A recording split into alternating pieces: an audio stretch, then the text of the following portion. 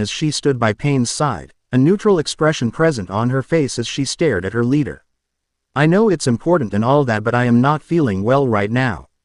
Tell them I will meet them in an hour or so, said Payne as he sat on the ledge of his balcony. A screaming statue's head was coming out of the building under him.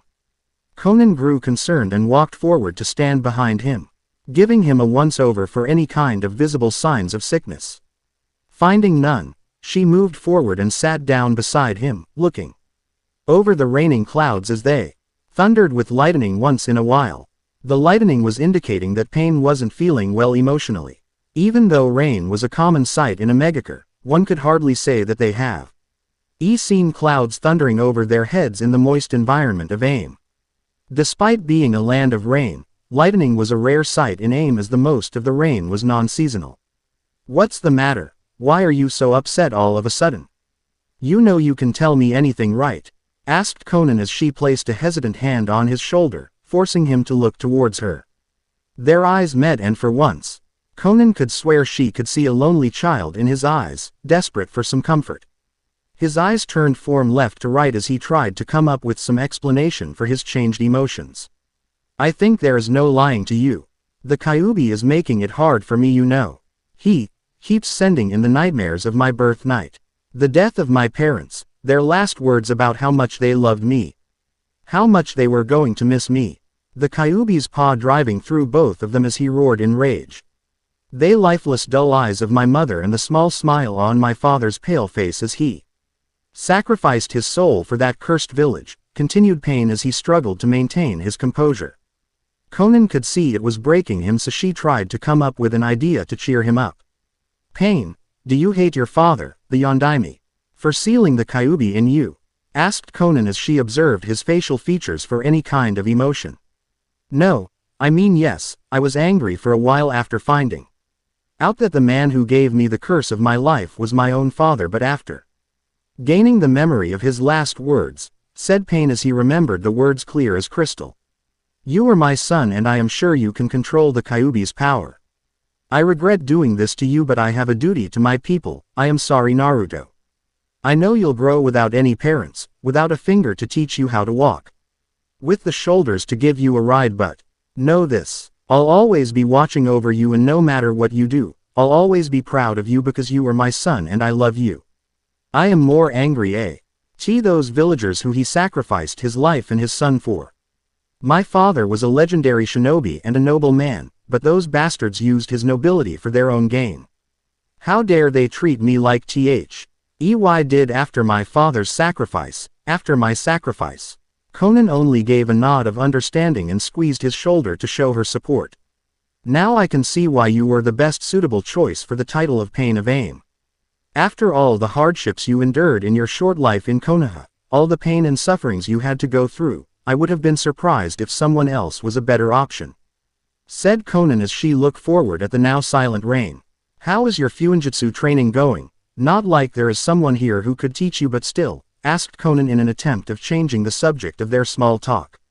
For once Payne gave her a smile, a genuine smile that somehow managed to reach her heart, compelling her to give a smile of her own. It's good. I think I am at the intermediate level of the last book that you gave me. I can make seals in the air with my chakra when I am focusing to the fullest. Other than that, there are a few new seals I am working on, but I assure you, they are quite useful. Answered Payne honestly. Conan gave him a suspicious look via her narrowed eyes but nodded nevertheless. So you were saying you are having trouble sleeping for the last couple of days? She asked as he gave a short nod. Why didn't you tell me, or Itachi? Asked the brunette, curiosity getting the better of her as she tried to get to know the reason behind his actions. Well, you see, I just wanted to deal with this problem of mine on my own.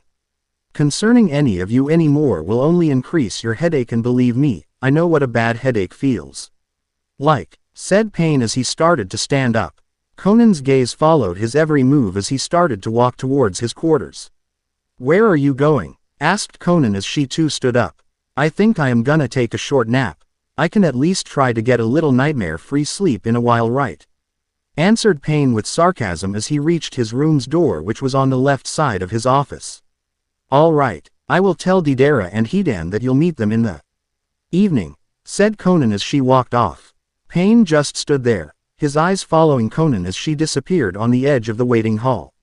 Sighing to himself for nearly losing control of his emotions in front of her, he unlocked the door and walked in, intending to get a nap. After a while, Payne had slept like a baby without a care in the world. Now he was starting to stir a little as he started to wake up from his not-so-short nap. Waking up, he glanced at the wall clock in the corner of his room and decided to head back to his office. For his meeting with Deidara and Hidan. It wasn't like he was looking forward to meet the two hard-head Akatsukis, but as their leader he was entitled to some miseries such as this one. Listening to Deidara brag about his so-called art while Hidan continuously swore for God knows how long, maybe Jashin will know, meh. Just as Payne resigned himself to his fate and tried to jump out of his bed as he always did, he felt a resistance around his chest. Trying again but failing again due to the same resistance, he decided to investigate the problem. Removing the covers from his body, he confirmed that no one was sleeping over him. He was about to try again when a small moan from behind him forced him to freeze with shock. Looking again with more care this time, he spotted a pale hand clutching his torso tightly as the owner of that hand snored in the crook of his neck. Tilting his head a little, he came face to face with a sleeping beauty named Conan. He gave her a confused look but started to get red in the face as the awkward situation sank in. Jumping out of the bed with the speed of a victim of 1,000 years of pawn, he nearly smashed his head in the ceiling. He landed in a heap on his bedside as Conan woke up from all the commotion. Looking around for Payne, she failed to notice him lying on the floor on the other side of the bed, twitching occasionally. Finally, Payne stood up and started to stutter and sprouting nonsense. "Hey, I mean we didn't do that, right?" she asked with nervousness. Conan gave him a knowing look before removing the covers to show her still fully clothed minus her cloak. "I just thought that if you were having trouble sleeping on your own then maybe you'll feel better sleeping with someone else," she said while rising from the bed and downing her cloak around her figure. "Yeah, it did help and I had a great sleep, but where are you going?" asked frowning Payne as he saw her reaching for the doorknob. Turning around, she gave him a raise of eyebrow before answering. "We are going to meet with Deidara and Hidan. They arrived back from their mission today, remember?" "Oh, right, those two. Let me just get my cloak," said Payne as he hurried through his cloak over his shoulders as he exited the quarters along with the blue-haired beauty. Toba's hideout. "Again, I do not want a failure as my disciple. Start over again," said Toby in a stern voice as he sat in his throne while observing the training of Obito. From his face, one could tell that he was a little frustrated as his disciple was giving him some trouble in learning the fighting style of all the Uchihas. The problem was the brute strength behind his every attack. The Uchiha intercepting style was based on quick maneuvering and striking at lightning fast speed. That's right, speed, not strength. Obito on the other hand was still struggling with the style as his body was built as that of a Senju. The power behind his attacks was far too great for the style to balance it out. Swish! Another Zetsu clone went down to his knees, clutching his chest cavity, which was now turned to mush thanks to Obito's single devastating strike. All the remaining Zetsu clones jumped back, as one of them suffered his fate in the middle of the arena. Just as they were about to continue their fight again, the original Zetsu appeared in the middle of the arena. Obito paused in mid-swing his left feet as his knee came within an inch of Zetsu's face. "Don't interrupt ever again," said Obito in calm yet deadly tone which would have made Uchiha Madara proud. Slowly he eased in a standing position as the Zetsu clones hurried out of the arena, glad to have bestowed a few more hours of existence. "What happened, Zetsu? I don't think I called you," asked Toby as he stood up from his throne and started to walk towards the two forms of his subordinates. "My apologizes, but I have something you requested a while back," answered Zetsu as he bent down and touched the floor with his left hand while his right rose to form a ram seal. The floor parted in front of him to reveal a coffin. The coffin rose from the floor to its full height as the seal on it shone proudly in front of the Sharingan holder. It was a normal-looking coffin with the same shape as any other, but there was a conservation seal present on its head. "What is it for?" asked Toby with a raised eyebrow.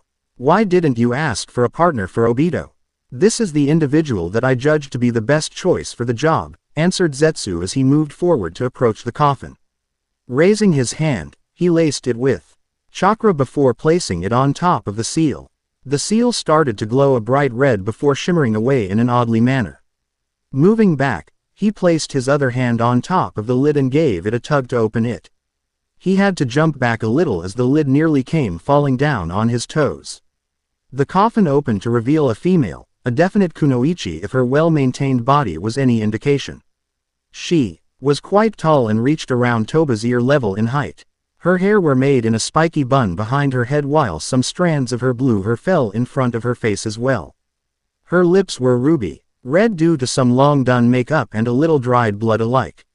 She was garbed in a green jacket with a red undershirt while she was wearing a pair of blue pants. A light purple slash was holding her jacket in place around her waist. Grayish blue eyeshade was complementing her closed eyelids as her chest rose and fell with her breathing. "Who is she and where did you get her from?" asked Tob, as he stared at the woman in front of his eyes. As far as he was concerned, this woman was giving off an aura of a determined fighter who will do anything to overcome her opponent.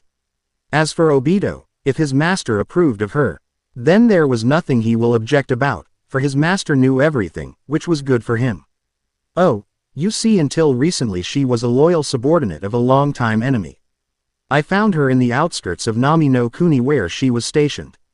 She has some useful abilities including an extinct Kekkei Genkei. I tried to knock her out but she is a determined fighter. So I ended up killing her, but don't worry, I merely knocked her in a comatose state. She will be a powerful partner for Obito," answered Zetsu as he glanced at the knocked-out woman. "Yet you yourself said she was loyal to her former master. What did you do to make sure she doesn't betray me in future?" asked Toby as he could now sense the power coming from the woman. It wasn't anywhere near his level or that of any other Akatsuki. But it was still quite impressive. "I knew you'd ask that. I brainwashed her before using some of my experimental liquids on her. She is now just like Obito was a year ago, ready to be molded in any way you deem necessary," said Zetsu as he continued to spare glances towards Toby through the corner of his yellow orb of an eye. "What was her name again?" This time it was Obito who asked the question. "Her name is Gurren." In the meeting, Pain's office, Pain was sitting in his seat while Conan stood behind him on his left side. In front of him were the two biggest idiots of Akatsuki, Deidara and Hidan. Luckily, both of them had performed outstanding in their last mission in Kuritaker's civil war. Now grinning like a maniac, Hidan was standing in front of them while hefting his scythe on his right shoulder, displaying his blood-covered torso. They had a complete afternoon to do whatever they wanted, yet this dumbhead forgot to take a bath after returning from a bloody mission. Deidara on the other hand was giving him a cocky smirk that was suspiciously giving a feeling of lack of information to Pain. Maybe there was something he knew that Pain didn't. Either way, those expressions were just begging to get wiped right off of their faces as Pain tried not to just punch both of them in the face. "Get your horses under control and get on with the report, will you?" said Pain in an irritated voice. Deidara looked at Hidan, who only gave him a swing of his scythe, indicating the stage was all his for taking. Grunting a bit in annoyance, Deidara stepped forward and started to report. "As ordered, we infiltrated the damn country, did some information gathering not thanks to this zombie standing here," he said pointing at Hidan who just gave him a middle finger, causing Deidara to growl. "Then we found the bases of both sides and started to spy on them. It seems that the Mizukage was trying everything in his power to kill off every Kekkei Genkei holder. While this beauty named Mei Terumi was leading the rebels because apparently she has 2 Kekkei Genkeis. Finally we started to take action in favor of the rebels as you ordered that we need a new leader in Kiri for our plans to advance. Mei Terumi is quite a smart chick as she ordered her men to get their asses out of our ways whenever we appeared. Good thing she did because in the rush of the battle, Hidan almost sacrificed few of the rebels, hee. Pain's eyebrow twitched as he massaged his head. A headache was coming, that was something he was sure of. Anyways, we ended the war by using my C4 on half a platoon of Yondaime Mizukage's shinobis. Those bitches didn't even know what hit them until my art reduced them to ashes. Then the rebels came and we decided to howl aura. SSES out of there before an awkward moment could take place between Hidan and Mei. Later we heard that she was instated as the Godime Mizukage of Kiri and is building the village back so it can be restored to its former glory. Damn man, that was a long ass reporting, right? Finished Didera as he tried to take a seat in front of Pain. You do realize what you are about to do, right? Asked Conan as she saw him pulling a chair. Didera stopped in mid-action and stared at her before focusing on Pain's face, which displayed hidden anger. Gulping audibly, he backed off and stood beside Hidan. And, what is this about a package I am hearing? Anything I should know? Asked Pain as he gave them a sore eye. Yeah, I am sure you'll love it. Him, whatever you want to call that bitch. Just make sure you teach that bastard a lesson. He nearly beheaded me, and in absence of Kakuzu I would have been forced to carry my own head back here to get a fix. I hope you don't mind the blood because it's his blood and I am not washing it for a while. It's like a trophy for me, ya know. Shouted Hidan in a much lower volume than he was famous for among the Akatsuki. Didera, can I see this package, now? Exclaimed Pain as his head started to ache. Conan just gave his shoulder a squeeze as she looked at him sympathetically. Didera made a motion with his hand and a couple of soldiers of Omegakure came in with a huge-ass scroll. They placed it in the middle of the room and left the Akatsukis to their own business. Didera came forward and knelt down to shuffle with the scroll. There was a puff of smoke before it dispersed to reveal a ninja of Kiri. A Kiri headband with a bandana on his head, gray-colored hair with an eye patch on his right eye. We found this bitch trying to follow us. He nearly succeeded in sneaking on us, but alas. Things happened and here we are, said Didera as the shinobi remained unconscious. What's so special about him that forced you to go through so much trouble of bring him here? Asked Conan as she walked forward. Didera just lifted the eye patch to reveal a Byakugan eye. Conan, take a look at that eye for me after this meeting, all right? Asked Pain with narrow, wet eyes as Conan gave him a nod of understanding. Now for the bigger price. He let me present you, this bastard. Exclaimed Hidan as he unsealed a short figure. This new figure had gray blonde hair with green covering around his neck. A pair of gray shirt and pants was covering his bloodied body as his pink eyes stared at Pain in disdain. Conan gasped but succeeded in controlling herself. Pain walked forward and knelt down in front of the short figure. Hidan and Didera gave him a confused look which went unnoticed by the Akatsuki leader. Hello Yagura, Yondaime Mizukage. To be continued. Chapter 5. So Sasuke-kun, what do you think? Can you kill all of them on your own? Asked Kabuto with a smirk plastered on his face. Smirking at the hesitant yet stoic look on the Uchiha's face, Kabuto pulled a lever on the sidewall. The cage-like doors of the holding cells started to open as the failed experiments of Orochimaru started fill out of the cages. RWAAAAA. Came a roar from the crowd of mad people as Sasuke activated his Sharingan. His Sharingan was still having the problem with his Mangekyo. He had chalked it to the lack of closure with Naruto at the time of his death. After all, what other reason was possible for such a case of abnormality to occur? Go on Sasuke-kun, we haven't got all day you know, said a smirking Kabuto in a cocky voice. Oh, he will enjoy seeing the Uchiha struggle. What's making you smirk like that, Kabuto? Do you seriously want me to wipe that smirk of yours with my blade? Said Sasuke in a monotone, effectively wiping the smirk off of the medic's face. Don't try using that tone with your betters, Sasuke-kun, or you'll end up regretting it, said a frowning Kabuto as he glared at the Uchiha while adjusting his glasses on his nose. I don't see any of my betters here, or were you referring to yourself? The scowl on Kabuto's face deepened as he struggled to find a suitable reply to that. Who was he fooling anyways? He knew Sasuke was strong enough to deliver a fatal wound in a fraction of a second. Not to mention that the Uchiha was smart enough to come up with a counter for his special fast healing technique. What happened to Orochimaru? Why isn't he here to teach me?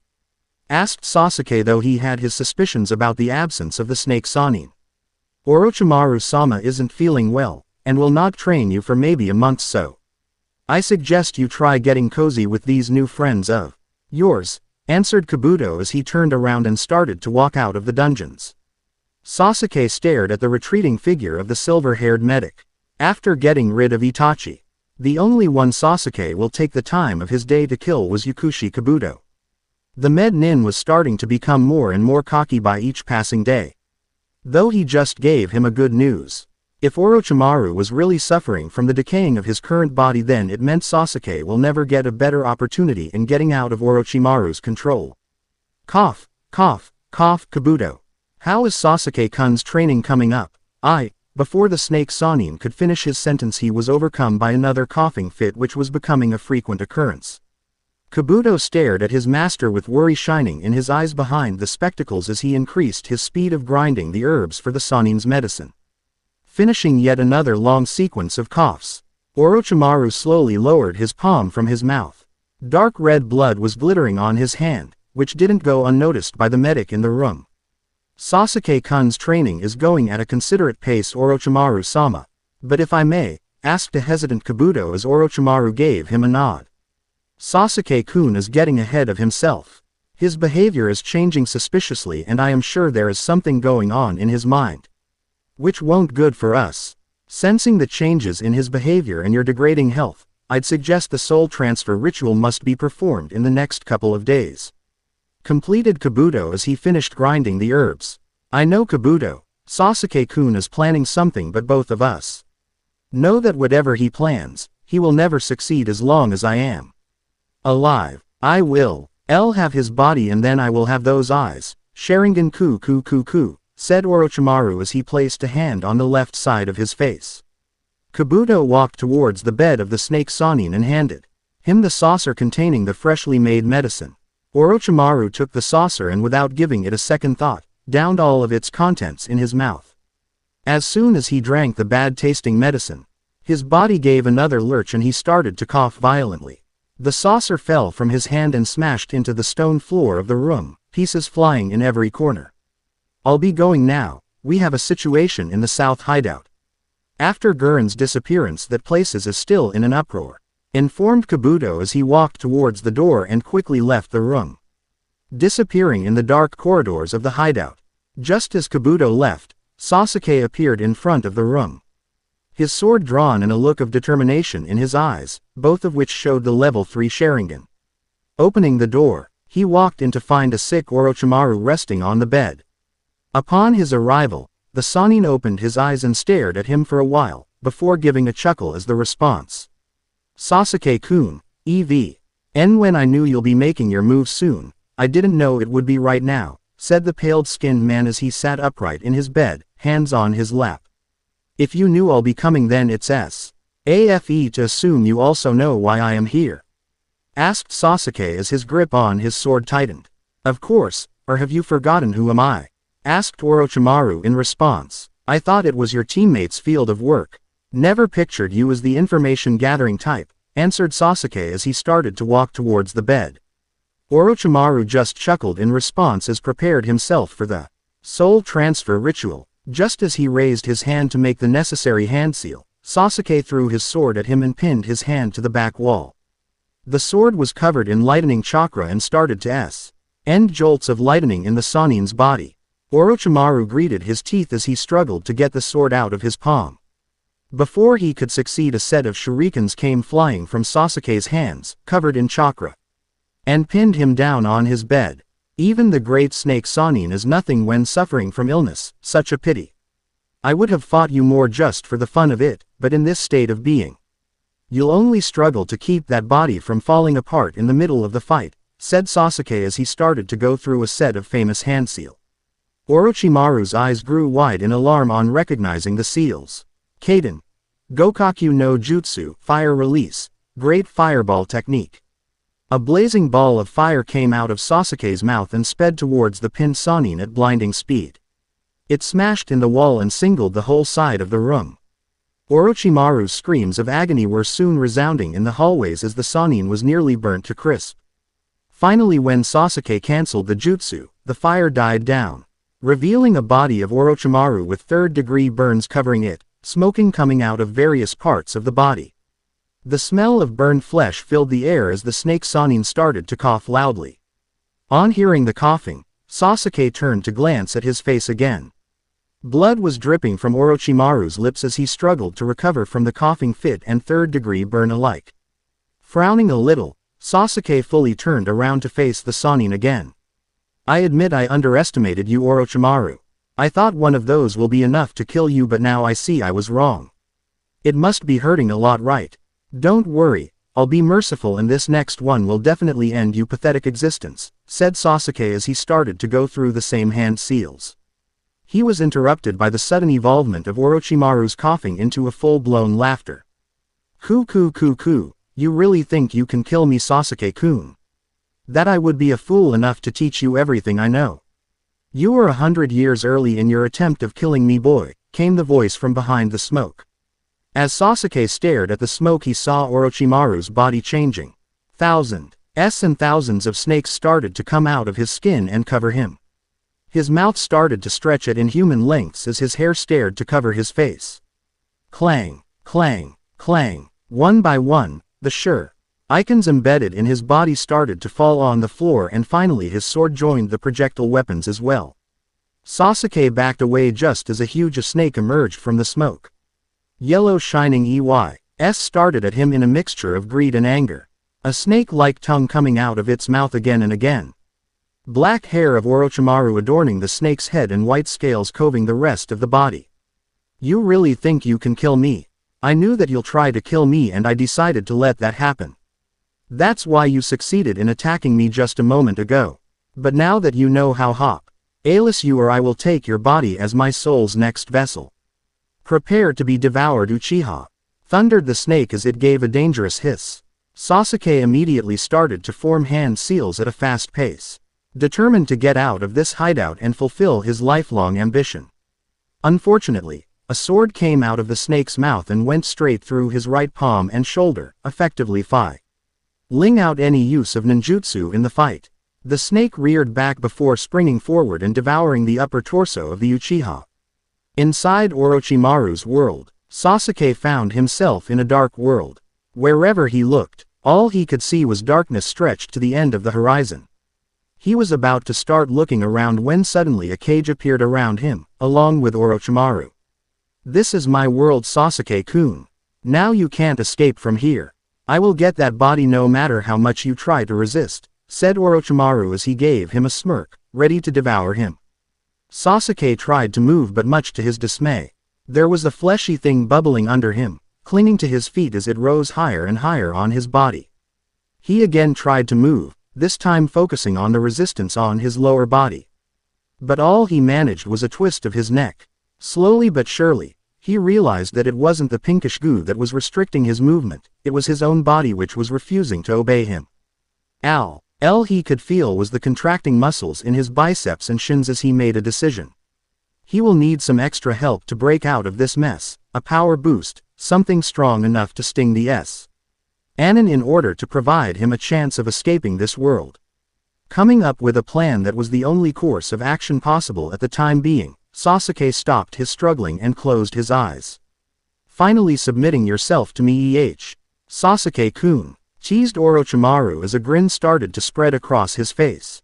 After 3 long years of finding the Uchiha, giving him the cursed seal, seducing him for power and finally training him for almost 2.5 years, he was now going to get what he had planned for so long. Sharingan, the ultimate dojutsu that will allow him to copy countless juts. As for study and research in making himself truly immortal, just as the pink goo started to reach for Sasuke's neck, his curses seal started to flare up and tribal flame patterns started to appear on his skin. Purple chakra started to seep out of the seal as it battled the soul transfer jutsu Orochimaru was using. This surprised Orochimaru because the cursed seal was an extension of his own soul, and right now, it was fight his own chakra right in front of his eyes. What kind of treachery is this? Exclaimed Orochimaru as he struggled to maintain the jutsu. Unfortunately, before he could handle the wobbling balance of his chakra, he made mistake of staring at Sasuke's right eye. Sasuke opened his right eye to reveal his Mangekyo Sharingan spinning madly, focusing on the Sannin. Sasuke sent a huge load of his chakra to his right eye. The eye started to bleed as the Sannin suddenly found himself losing the control of the world. One by one, Cracks started to appear in the dark world as the genjutsu started to lift off. Back in real world, Sasuke soon found himself standing on the floor with his bust in the jaws of the snake. Instantly using a short burst of Raiden chakra, he electrocuted the snake, forcing it to back off with a dangerous hiss of pain and anger. Taking out the sword still pinned in his shoulder, Sasuke used the same sword and jumped towards the snake with anger flashing in his eyes. Now back to his normal Sharingan, Sasuke gave the snake-transformed Sannin a kick to the left side of his face while using his unused arm to ram a short Chidori under the snake's chin. The snake recoiled backwards in pain and collided with the back wall of the room. Taking the small moment of disturbance as an excellent opportunity, Sasuke ran forward and impaled the throat of the snake with the sword. It went straight through the lower jaw and came out from the middle of its eyes, finally ending its journey at the point of a good 4 inches inside the wall. As the snake's struggling came to a stop, Sasuke raised his hand to his face and wiped the blood leaking from his right eye.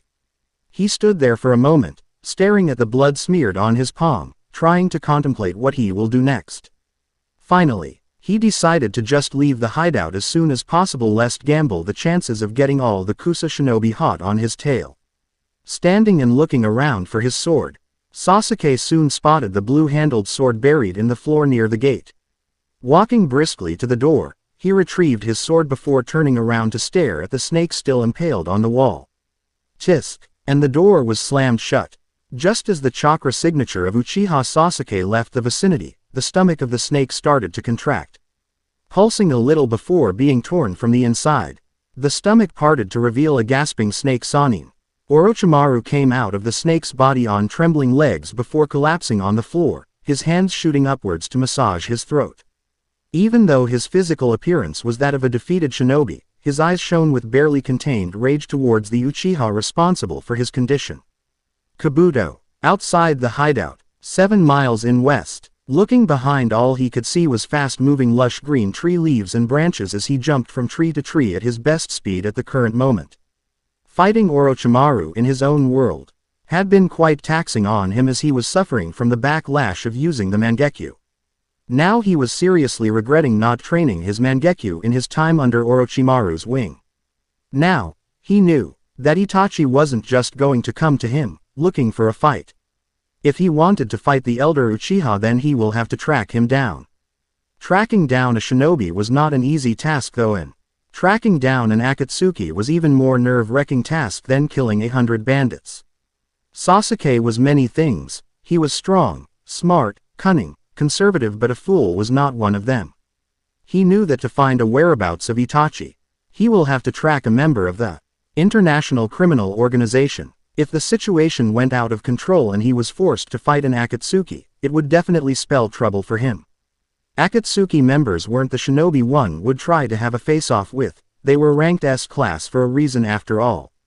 To take down any shinobi of that much caliber, he will need help, and he knew exactly where to look. That's why he was going to the western hideout in the country of waterfalls.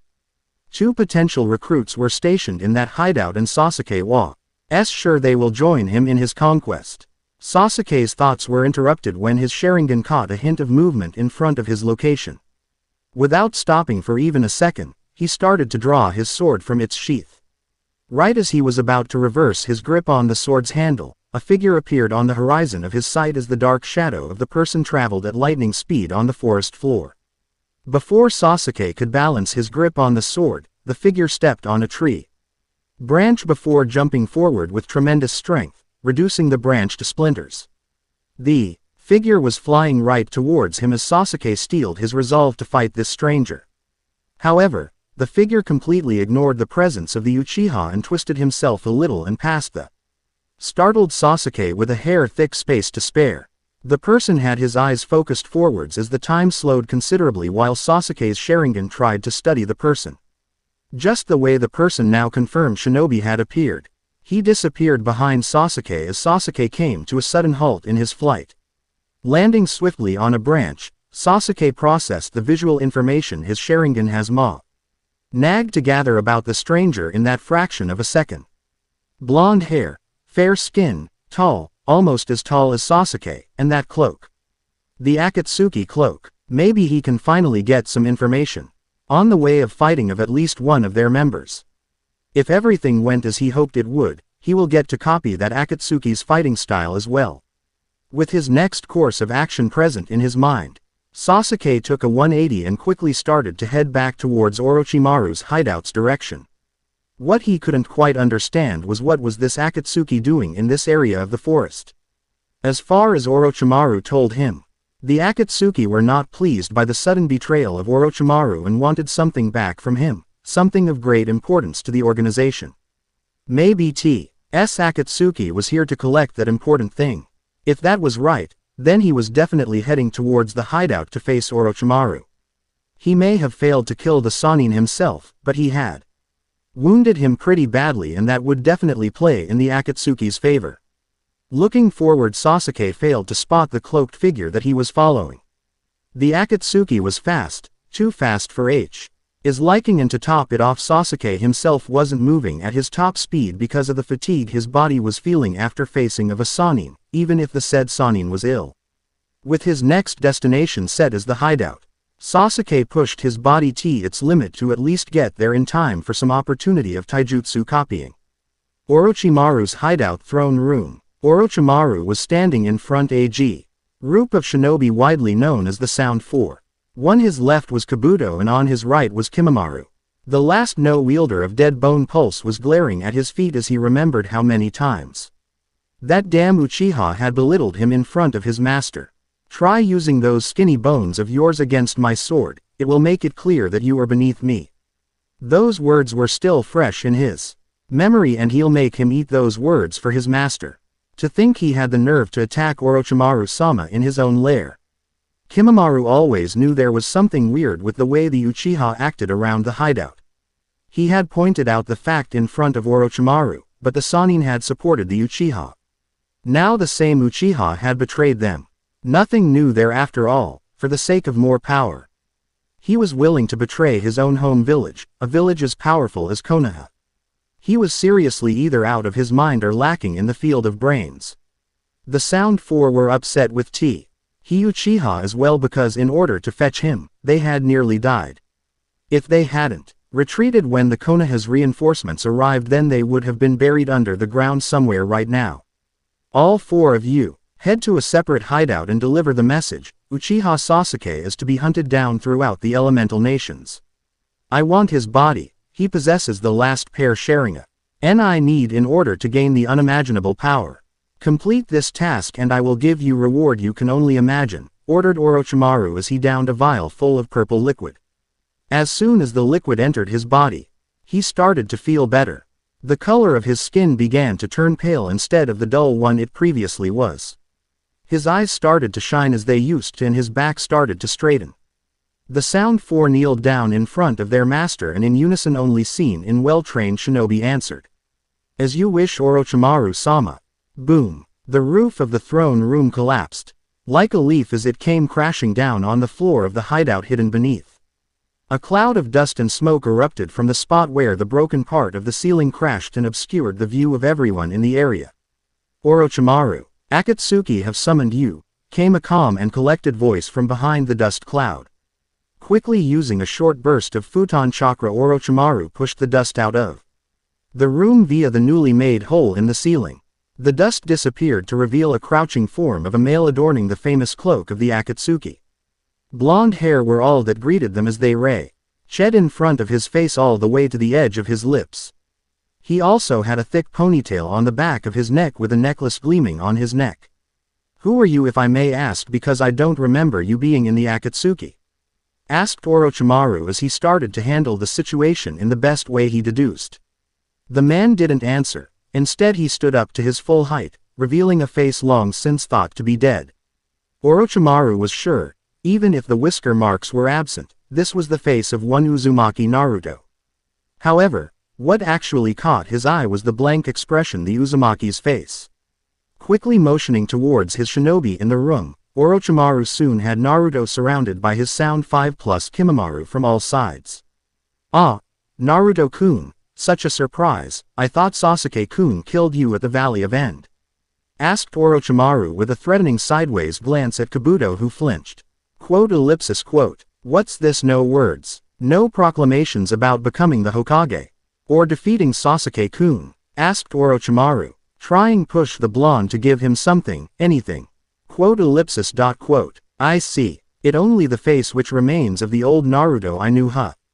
Well, who knows, maybe you still are as weak as those years ago.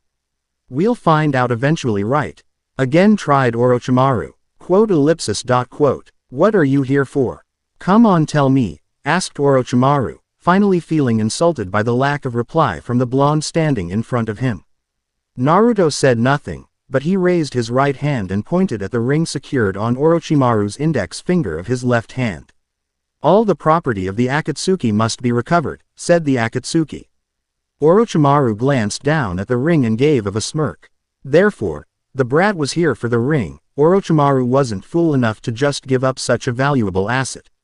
This ring had helped him in evading the Akatsuki for so long, there was no way he was giving up a ring of such importance now.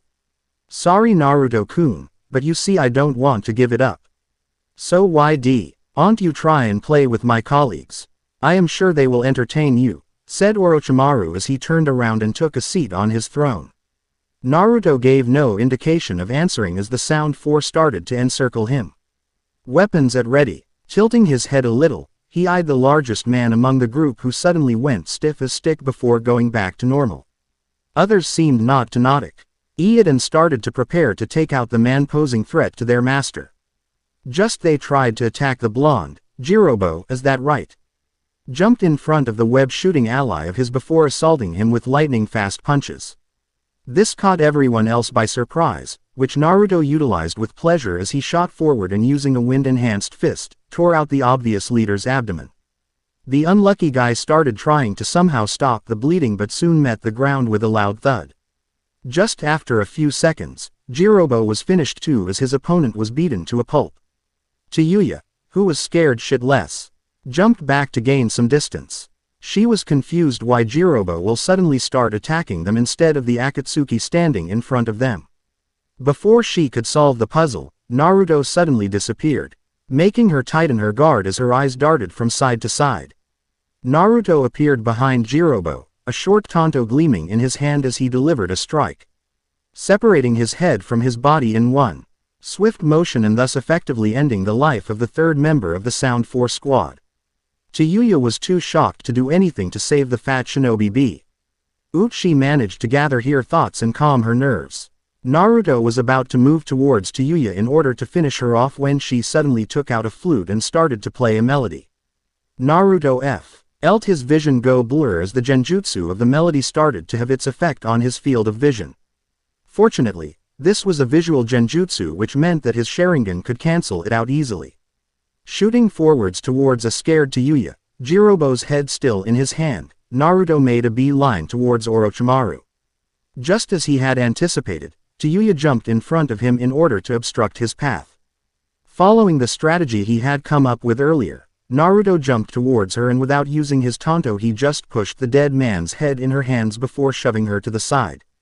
Hold this, said Naruto in a monotone as he completely ignored her expression of disbelief and leapt away from her, in the direction of Orochimaru. Just as he landed on the floor, Tayuya's ears caught a sizzling sound which made her eyes go wide with realization. Attached to the back of Jirobo's head was an explosive note, an activated explosive note. She quickly tried to throw it away but only managed to avoid having it explode in her own face. Boom! Out of the smoke came the flying body of a limp Tayuya who was either dead or at the very least knocked out. Landing in front of the seated snack, Isanin Naruto pointed his tanto towards the finger adorning the ring. Return the ring and I will make it as quick as possible for you, said the Akatsuki as he pushed some lightning chakra in the tanto, making it go bright blue to emphasize his words. Ku, you have seriously grown into a fine shinobi Naruto-kun. To take out the Sound Four within a span of mere 60 seconds like that. Unfortunately you have sparked my interest in that body of yours. Yes, you see, the body of a Jinchuriki is full of secrets, dangerous yet interesting and fascinating.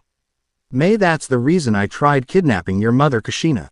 Hearing this, Naruto started to feel a headache that felt like someone was ringing bells in his brain, a hammer hammering at your brain's nerve cells. Deep inside the head of the blonde shinobi, A seal appeared out of nowhere and started to vibrate. Faster, faster, faster. Naruto staggered on his feet as he reached for his head with his left hand, covering his eyes and forehead.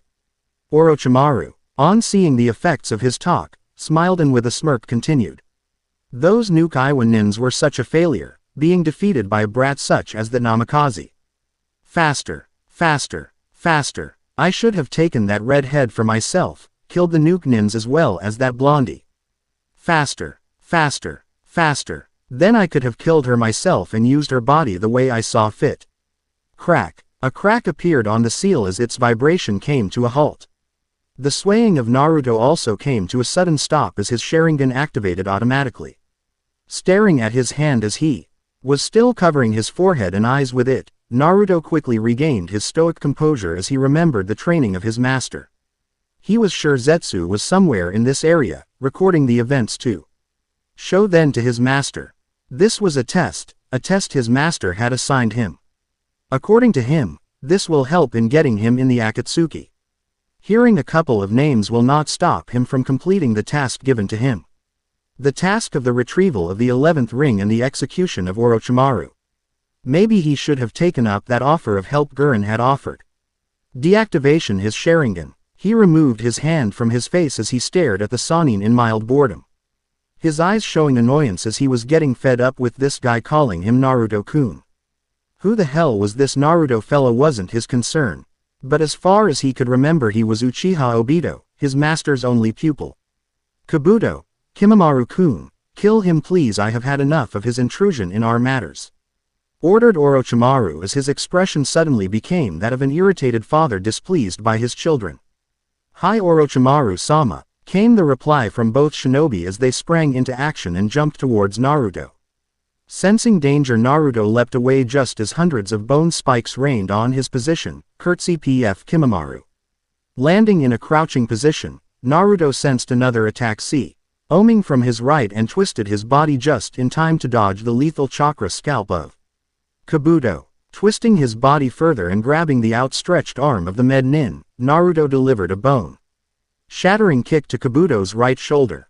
Kabuto was sent flying as Kimamaru appeared in front of Naruto, two of his elbow bones in his hands, and started to shower him in strikes of excellent precision.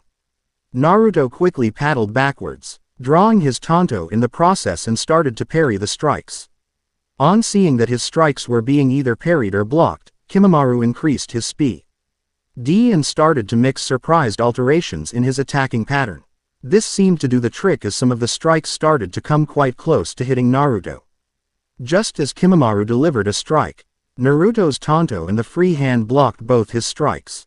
However, before he could shake off the strikes, a bone extended from Kimamaru's elbow and nearly pierced him in the left shoulder. Getten. Aware of his sudden situation of desperation, Naruto slammed a wind-enhanced fist on the bone swords of his opponent, shattering them in the process. However, before he could retaliate the elbow bone's sudden attack, Kabuto appeared behind him. The silver-haired medic kicked him in the back, sending Naruto flying in a sidewall. Twisting himself in mid-air, Naruto managed to land feet first on the wall before rebounding on the medic. Using Kimamaru, who was facing the other side, as a balance point, Naruto delivered a lightning-charged kick to Kabuto's ribs before following up with another one on his right thigh. With his thigh femur now shattered, Kabuto fell flat on his ass on the floor as his ribs started to puncture his left lung. Expecting his special healing ability to kick in, he was surprised to find that Naruto had used some lightning chakra in his strikes, electrocuting his chakra pathways in that area and numbing his muscles. It meant he would not be getting the edge of his healing in this fight. Grinding his teeth in pain, he struggled to stand up. On the other side of the arena, Naruto was being pushed back by Kimamaru. Kimamaru now remembered him. He recognized Naruto as one of the shinobis sent by Konoha to retrieve Sasuke. This realization only helped in angering him more as now he knew that this shinobi in front of him shared a bond with the traitorous Uchiha. Giving a battle cry, he reached behind his neck before slowly pulling out his own spine. Whipping it like a leash, he straightened it to form a long sword of pointy protrusions. Naruto cocked an brow at that and readjusted his grip on his Tonto, readying himself for the onslaught that was sure to come. And it came. Kimamaru suddenly appeared on Naruto's left, his sword in mid-swing aimed at the Akatsuki's torso. Naruto displayed excellent agility as he leaned backwards to let the swing pass over his face. Jumping up at the same time, Naruto delivered a knee to the nose of his assailant, breaking it without an effort. Kimamaru staggered backwards as his nose started to bleed profusely.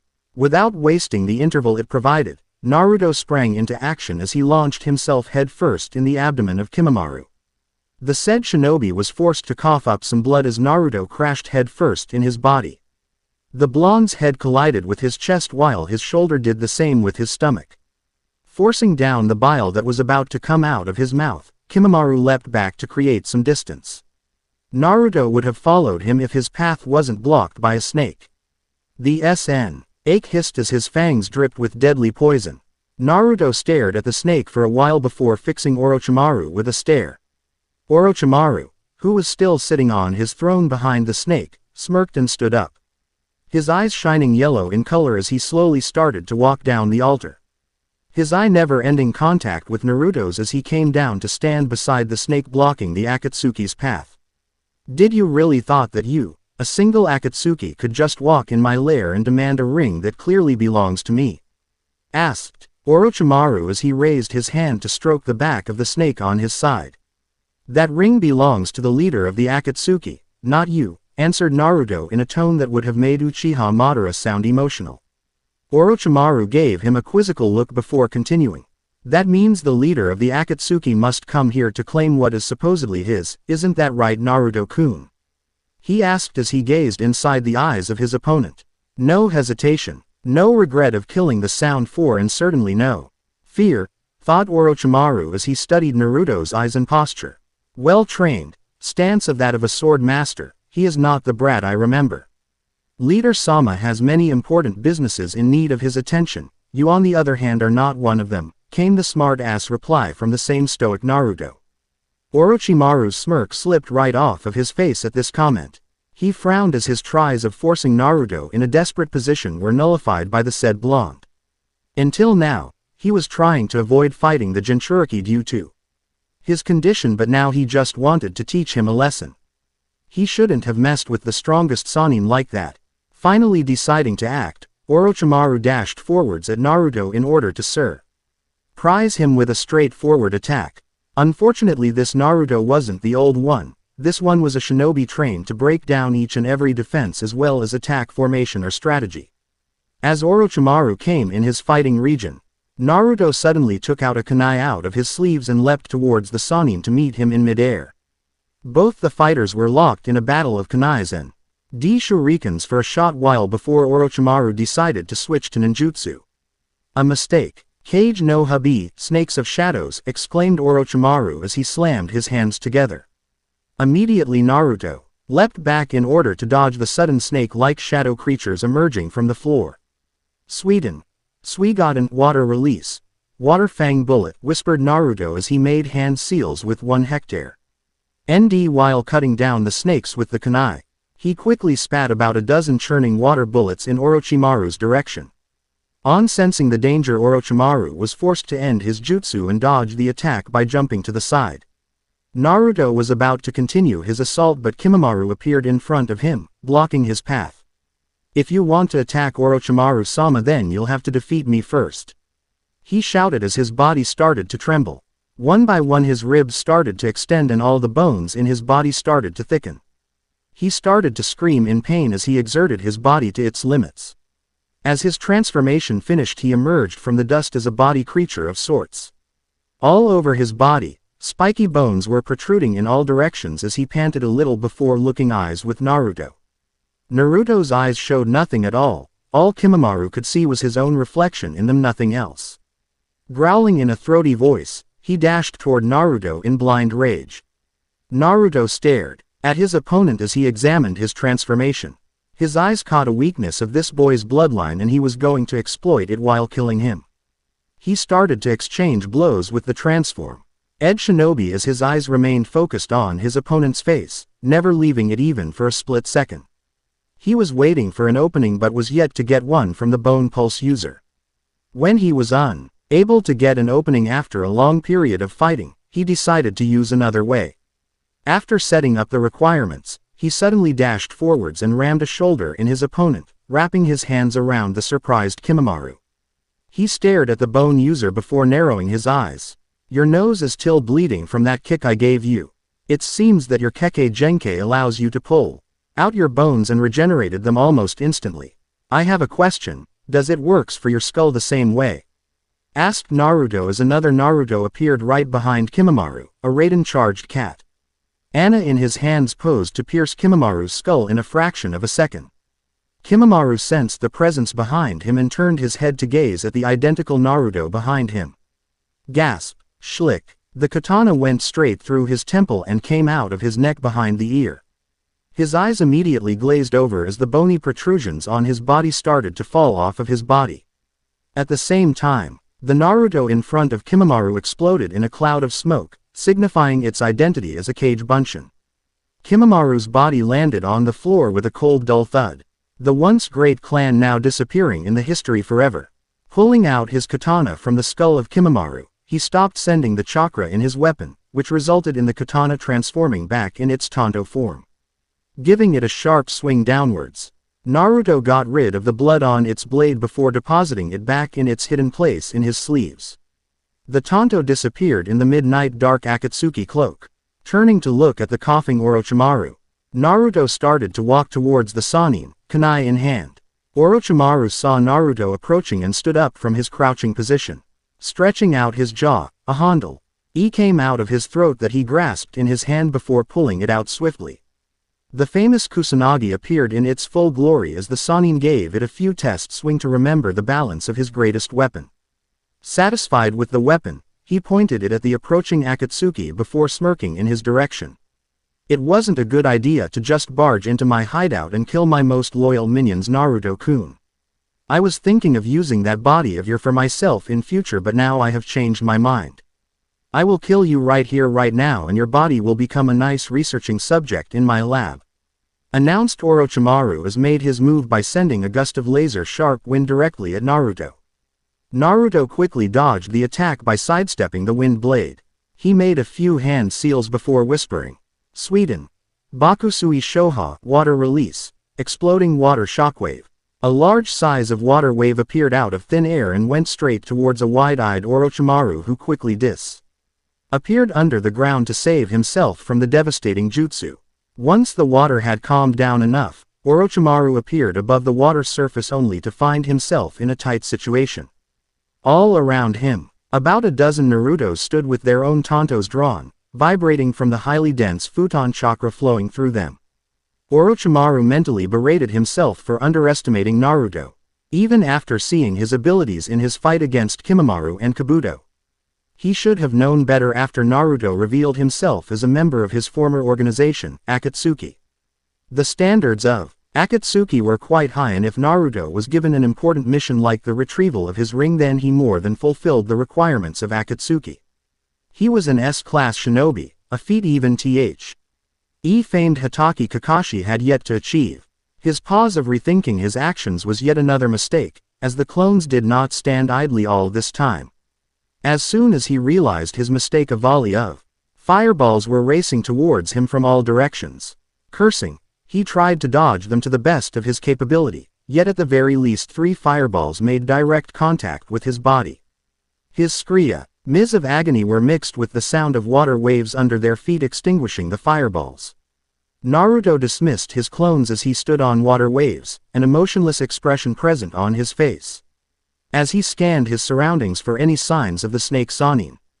When he failed to do so, he activated his Sharingan. This time he saw the chakra signature swimming towards him under the water. Tightening his grip on the hilt of his Tanto, Naruto charged it with Raiden chakra before leaping upwards with the help of chakra. He reached the still intact ceiling of the chamber and used chakra to stuck himself feet first to the ceiling. Pinpointing the location of Orochimaru under the water, Naruto overloaded his Tanto with the Raiden chakra before throwing it in the Sannin's direction. The Tanto tore through the air at lightning fast speed before coming in contact with the water. It didn't stop there though and continued on its path until it was buried in the water-covered floor. The chakra A loaded in the Tonto burst out and a current of electricity ran throughout the water, electrocuting Orochimaru under the water. Orochimaru came out of the water and crashed on a collapsed boulder. Ahing out water and blood while his burnt body hissed as steam came out of his third-degree burns. He turned his head to curse the one responsible for his condition only to lock eyes with the one thing he wanted the most. A fully matured Sharingan. Gasping a little in both surprise as well as lack of breath, Orochimaru stared in those orbs of power with pure astonishment. This isn't a genjutsu. He really have the Sharingan. The question is, how? Thought Orochimaru, but instead of brainstorming the possible reasons he decided to first get those eyes and then find out about their source. Quickly shredding his burnt skin, Orochimaru took his snake form intending to intimidate Naruto with his appearance just as he had done with Sasuke. Orochimaru soon realized that the boy, no man in front of him was no Sasuke. Naruto didn't even batted an eyelash on his sudden transformation and just stared towards him like nothing new had happened. Orochimaru made his way towards Naruto, using chakra to snake his way on the walls of the hideout. Orochimaru, it seems you have gone too far in your conquest for immortality. Let me help your soul get some much-needed rest. In the name of Master Madara-sama, I will now pass his judgment on you for your crimes, stated Naruto as he raised his left hand. Intently a blue spiraling ball of pure chakra appeared in his hand before he started pumping the Kyuubi's Yukai in it. The ball started to turn red in color with blue outline as it started to vibrate with the overloaded energy. Orochimaru stopped in his tracks as he started at the energy ball in fear. If that made contact with me, then it's safe to say even Manda's skin will not be able to save me, thought the snake transformed Orochimaru as he shifted his gaze towards the price of this risk, Naruto's Sharingan. Suddenly the Rasengan look-alike technique in Naruto's hand vanished in thin air. Naruto stared at his left hand in confusion. Orochimaru smirked as he dashed forward and captured the distracted Akatsuki. Without any further ado, he quickly started the soul transfer technique as he felt himself gaining the control of Naruto's body as the boy's soul was being forced out of his own body. After the ritual technique was complete, Orochimaru opened his eyes and stared at his surroundings. The destruction of his hideout was a cheap price to pay in exchange of Sharingan, he thought as he stared at his hands. They were still the tanned hands of Naruto and he could still feel the Akatsuki cloak over himself. It seems the soul transfer was a success. He smirked as he turned around to walk towards his throne to occupy it. He froze in his steps as he found the Akatsuki member sitting cross-legged on his throne, a bored look on his face as his Sharingan shone in the mild darkness of the hideout. How was it possible? He had killed the brat with his own technique. There was no way in hell he could have survived that, and yet here he was, sitting in his own throne without a care in the world, looking bored. What? How are you alive? I killed you myself, asked Orochimaru in confusion as he unconsciously stepped back to gain some distance from the Akatsuki. Naruto only remained stoic as he stared at Orochimaru with his Sharingan. Orochimaru felt as if his very soul was being judged by the Sharingan shining in Naruto's eyes. Suddenly he started to deduce the possibilities. As soon as realization dawned on him, he first stared at Naruto, whose Sharingan started to spin as if showing Naruto's amusement. Orochimaru quickly made his way to the water on the floor before looking in it. Instead of Naruto's reflection, he saw his snake form staring back at him. Genjutsu, muttered Orochimaru as suddenly cracks started to appear around him. He looked at his hands and found cracks on them too. Stumbling backwards in surprise, Orochimaru forgot to use his chakra to cancel out the genjutsu and paid for it dearly.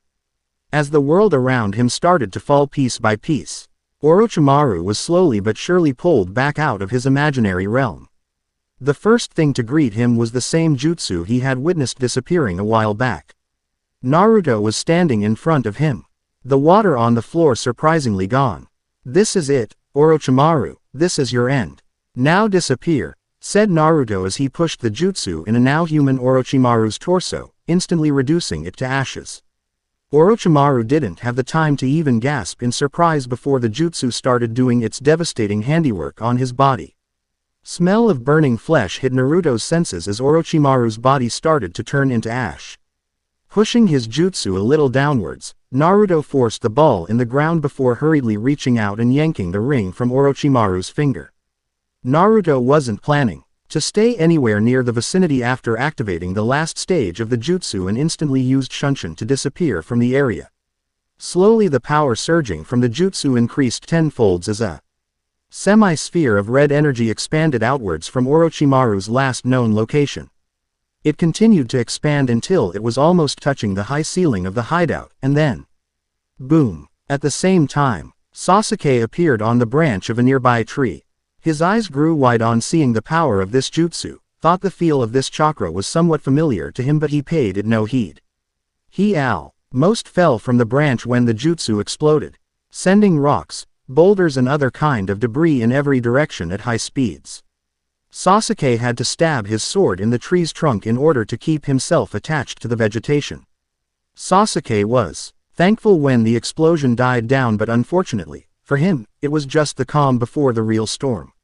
Even before the smoke could settle down, Jutsu in the epic center of the technique came back to life before exploding with 3 times the power of the last explosion. X3. This time Sasuke wasn't lucky and the tree under his feet was uprooted from the ground. The tree along with Sasuke was sent flying backwards in the forest as many trees in the vicinity followed its example. Sasuke crashed about 50 meters in the forest before a branch fell on top of his head, knocking him out. At the hideout, the dust cloud started to settle down as Naruto appeared in a flicker on the trunk of an uprooted tree, observing the area with his Sharingan. He stared at the place where Orochimaru died with an expression of suspicion before shaking his head and glancing down at the ring on his palm. Staring at it for a while, he pocketed and was about to move and finish of the last 2 surviving subordinates of Orochimaru before Zetsu emerged from the tree beside him. "Where were you going?" asked Zetsu as he stared at Toba's weapon with interest. "To finish off the last 2 survivors," answered Naruto without looking at Zetsu. "You must leave the area now. Madara has summoned you, and if you must know, Uchiha Sasuke is he. And he shouldn't be allowed to see you at any cost. Return back to the hideout now," ordered Zetsu as he frowned at seeing the way Naruto refused to respect him all of a sudden. Naruto gave it a little thought, but he decided to follow the orders. After all, his master needed him for something. With that in mind, Naruto quickly made a quick set of hand seals before disappearing in crackle of lightning. After Naruto left, Zetsu turned towards the destroyed hideout of Kusagakure. "Now let's see, who do we have here? Sunagakure. Kazekage Tower. Kazekage-sama," shouted the panting Chunin as he barged in the office of his village's leader with an expression of desperation on his face. Sabuko no Gaara raised his gaze from the paperwork covering his work table and met the desperate gaze of his subordinate. The Godime Kazekage was many things: murderer, Jinchuriki, a cage, but an idiot he was not. He knew right away he was going out of his office for this one. Thus, without saying anything, he stood up and strapped on his sand gourd on his back. Turning around to face the Chunin, he addressed him. "We can talk on our way out. Follow me and report while you at it," ordered Gaara as he made his way to his office's door. Shortly followed by a startled Chunin. Reaching the roof of his command tower, Gaara saw the hustle-bustle of his people down in the streets of the great village of Suna. In the distance, he could also see the shinobi guards of village gates with suppressed fear. What was it this time that was forcing even trained shinobi act like that? Turning to stare at the Chunin standing behind him with his black highlighted eyes, Gaara gave him a look that meant, "Talk. We have confirmed the reports of the Desert Guard. There are 2 individuals on the route to our village. The reports have confirmed that these 2 shinobi are garbed in black cloaks with red clouds, meaning they are from the international organization Jiraiya-sama informed all the villages about the Akatsuki." Gaara turned to stare at the endless walls of his village. His red hair swayed with the evening wind of the desert as his tattoo of love was revealed to the desert. Only 2 shinobi. Why will they send only 2 shinobi? Are they underestimating the might of Sunagakure? Thought Gaara as he turned around once again. "Are you positive there are only 2 hostiles?" he asked as to confirm something. The Chunin gave a curt nod. "Yes, Kazekage-sama, that's what the reports say," he replied. "I see," muttered Gaara as he raised his hand to rub his chin in thought. "What are the orders, Kazekage-sama?" asked the Chunin as he began to fear that even his cage didn't know what to do. Oh yes, tell the guards to close the gates, all of them. Barricade every exit and entrance and send in the Anbu commander to my office. All the shinobi under the rank of Chunin are to be stationed at the public areas to control the crowd. Also station some of the Chunin, including yourself, to the shelters of the villagers. I'll deal with these two Akatsuki myself, ordered Gaara as he started to walk back to his office. The Chunin took off as soon as Gaara's gaze left him. Finally, Akatsuki, we'll see what your intentions are. But at any cost I will protect my village with my very life, thought Gaara as he turned to go inside his office to come face to face with his Anbu commander and his brother. The Sato is in danger.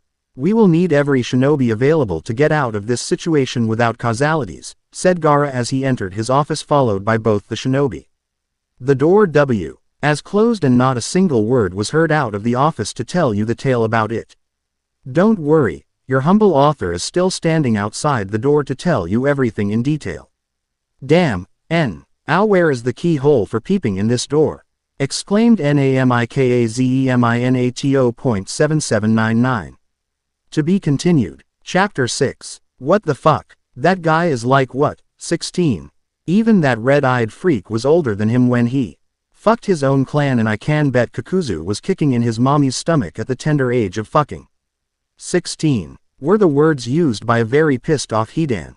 Hidan, shut your mouth or I will sew it permanently, whispered Kakuzu as he stared ahead at the calm boy standing in the middle of the gathering hull of Pain's tower. This boy was one of the two Madara was backing for. According to the Uchiha, this boy was powerful enough to take down Itachi at any point of time. The only thing in which he was lacking was the experience, not a problem there. No matter what they say, if Madara was bold enough to acknowledge the power of this young one, then Kakuzu was interested in seeing what this boy was capable of. On what terms do you want us to believe that this boy is an S-ranked shinobi? From what I can conjure, he is still too young to have S-class power under his belt, asked the one standing in the middle of the gathered Akatsuki, Pain. These last years have been tough for the not-so-new leader of Akatsuki. He was forced to endure the torture Itachi called Sharingan training while at the same time, fighting two clones of the said Uchiha was nothing to scoff at.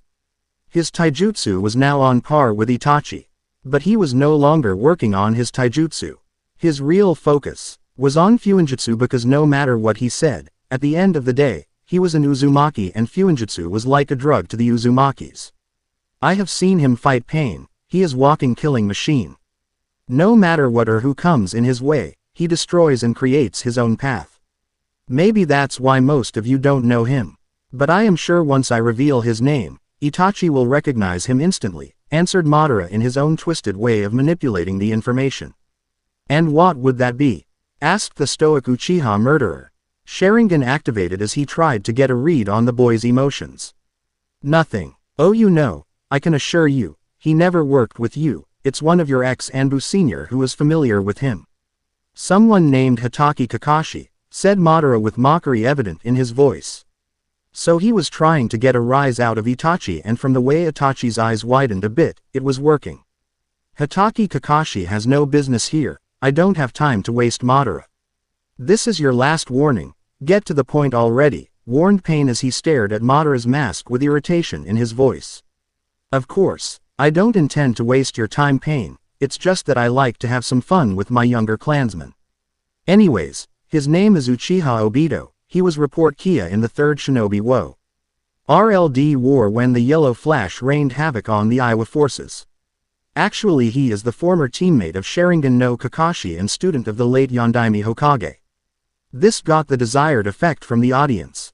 Every eye in the hall turned to look at the figure of the boy the man standing quietly in the center of the floor. Kakuzu, Sasori and Itachi stared at the man in suspicion while others stared at him in amazement.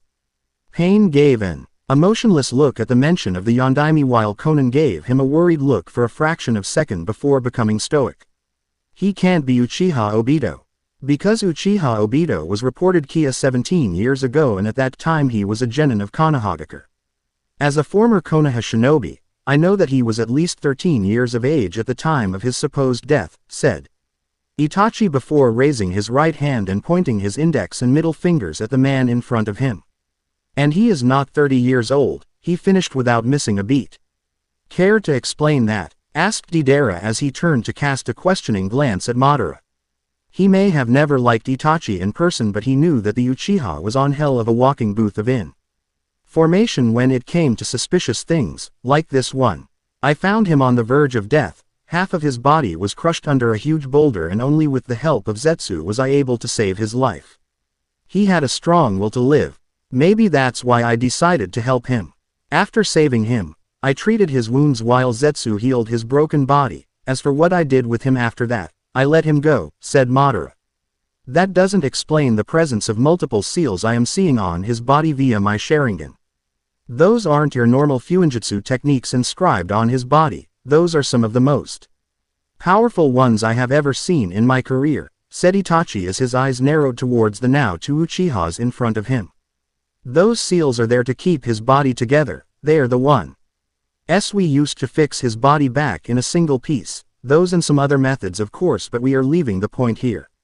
The question is, whether are we going to take him in our organization as one of us, or are we stupid enough to let such an opportunity go? Asked Madara as his eyes traveled to each and every Akatsuki member's face before stopping on Pain's stoic posture. You still haven't provided me with enough evidence to prove his S-ranked status. As such, I am in no obligation to accept him in Akatsuki, said Pain with his eyes closed, his senses spreading out to read the thoughts of each and every Akatsuki member. What if I say he is already one of us? Asked Madara in a playful tone, succeeding in only angering the Rinnegan wielder. Don't test me, Madara, I don't have the NSE of humor to pardon such petty attempts of mockery from the likes of you. You may have time to waste seeing, as you are supposedly immortal, I on the other hand have this entire organization as well as the village of AIM to run. Thus, wastage of time may be a thrilling sport for idiots like you, but it's definitely not me, whispered Pain as he opened his eyes to show the angered Rinnegan in its full glory. Madara was seething in anger now. How dare this lowly scum disrespect him, Uchiha Madara. He could still remember the night a few years ago, when this very same man was defeated by him. The look Nagato had on his face on that amusing night was etched in Madara's memory forever. After all, not anyone could claim to have defeated a Rinnegan user in an one-on-one battle. He killed Orochimaru and retrieved the 11th Akatsuki ring from that traitor. Now the ring belongs to him now, which makes him an existing member of Akatsuki whether you like it or not, answered Madara with clenched teeth. At this, every member now looked at the black-haired boy in renewed astonishment. It was true that some of them could go toe-to-toe with the Snake Sannin, Itachi, Kakuzu and most of all Pain, being the only ones to have defeated the mad scientist. To think this person was able to take out their ex-comrade was a little more than surprising. Orochimaru was a slick bastard who was expert in surviving life-threatening forces of powerful techniques, even S-class jutsus. After his stunt with Itachi, Pain had interfered to stop the sure-to-occur battle, otherwise, Konoha's number on traitor would have died by the hands of its number 2. In that case I would like to see that said ring, came the voice of their leader as his attention focused on newly introduced Uchiha Obito. On being addressed, Obito, or rather Naruto, who was now a raven head just like all the Uchihas were known to be, raised his head to reveal a pair of deadly Sharingan with 3 tomos spinning madly. Deidara frowned on this while Hidan flinched. Those were the second most dangerous eyes in the shinobi nations. Kisame couldn't help but grin at the prospect of having another Uchiha in the gang. It's gonna be fun, thought Kisame while hefting Shimehata on his right shoulder, excitement bubbling from both the sword and the swordsman.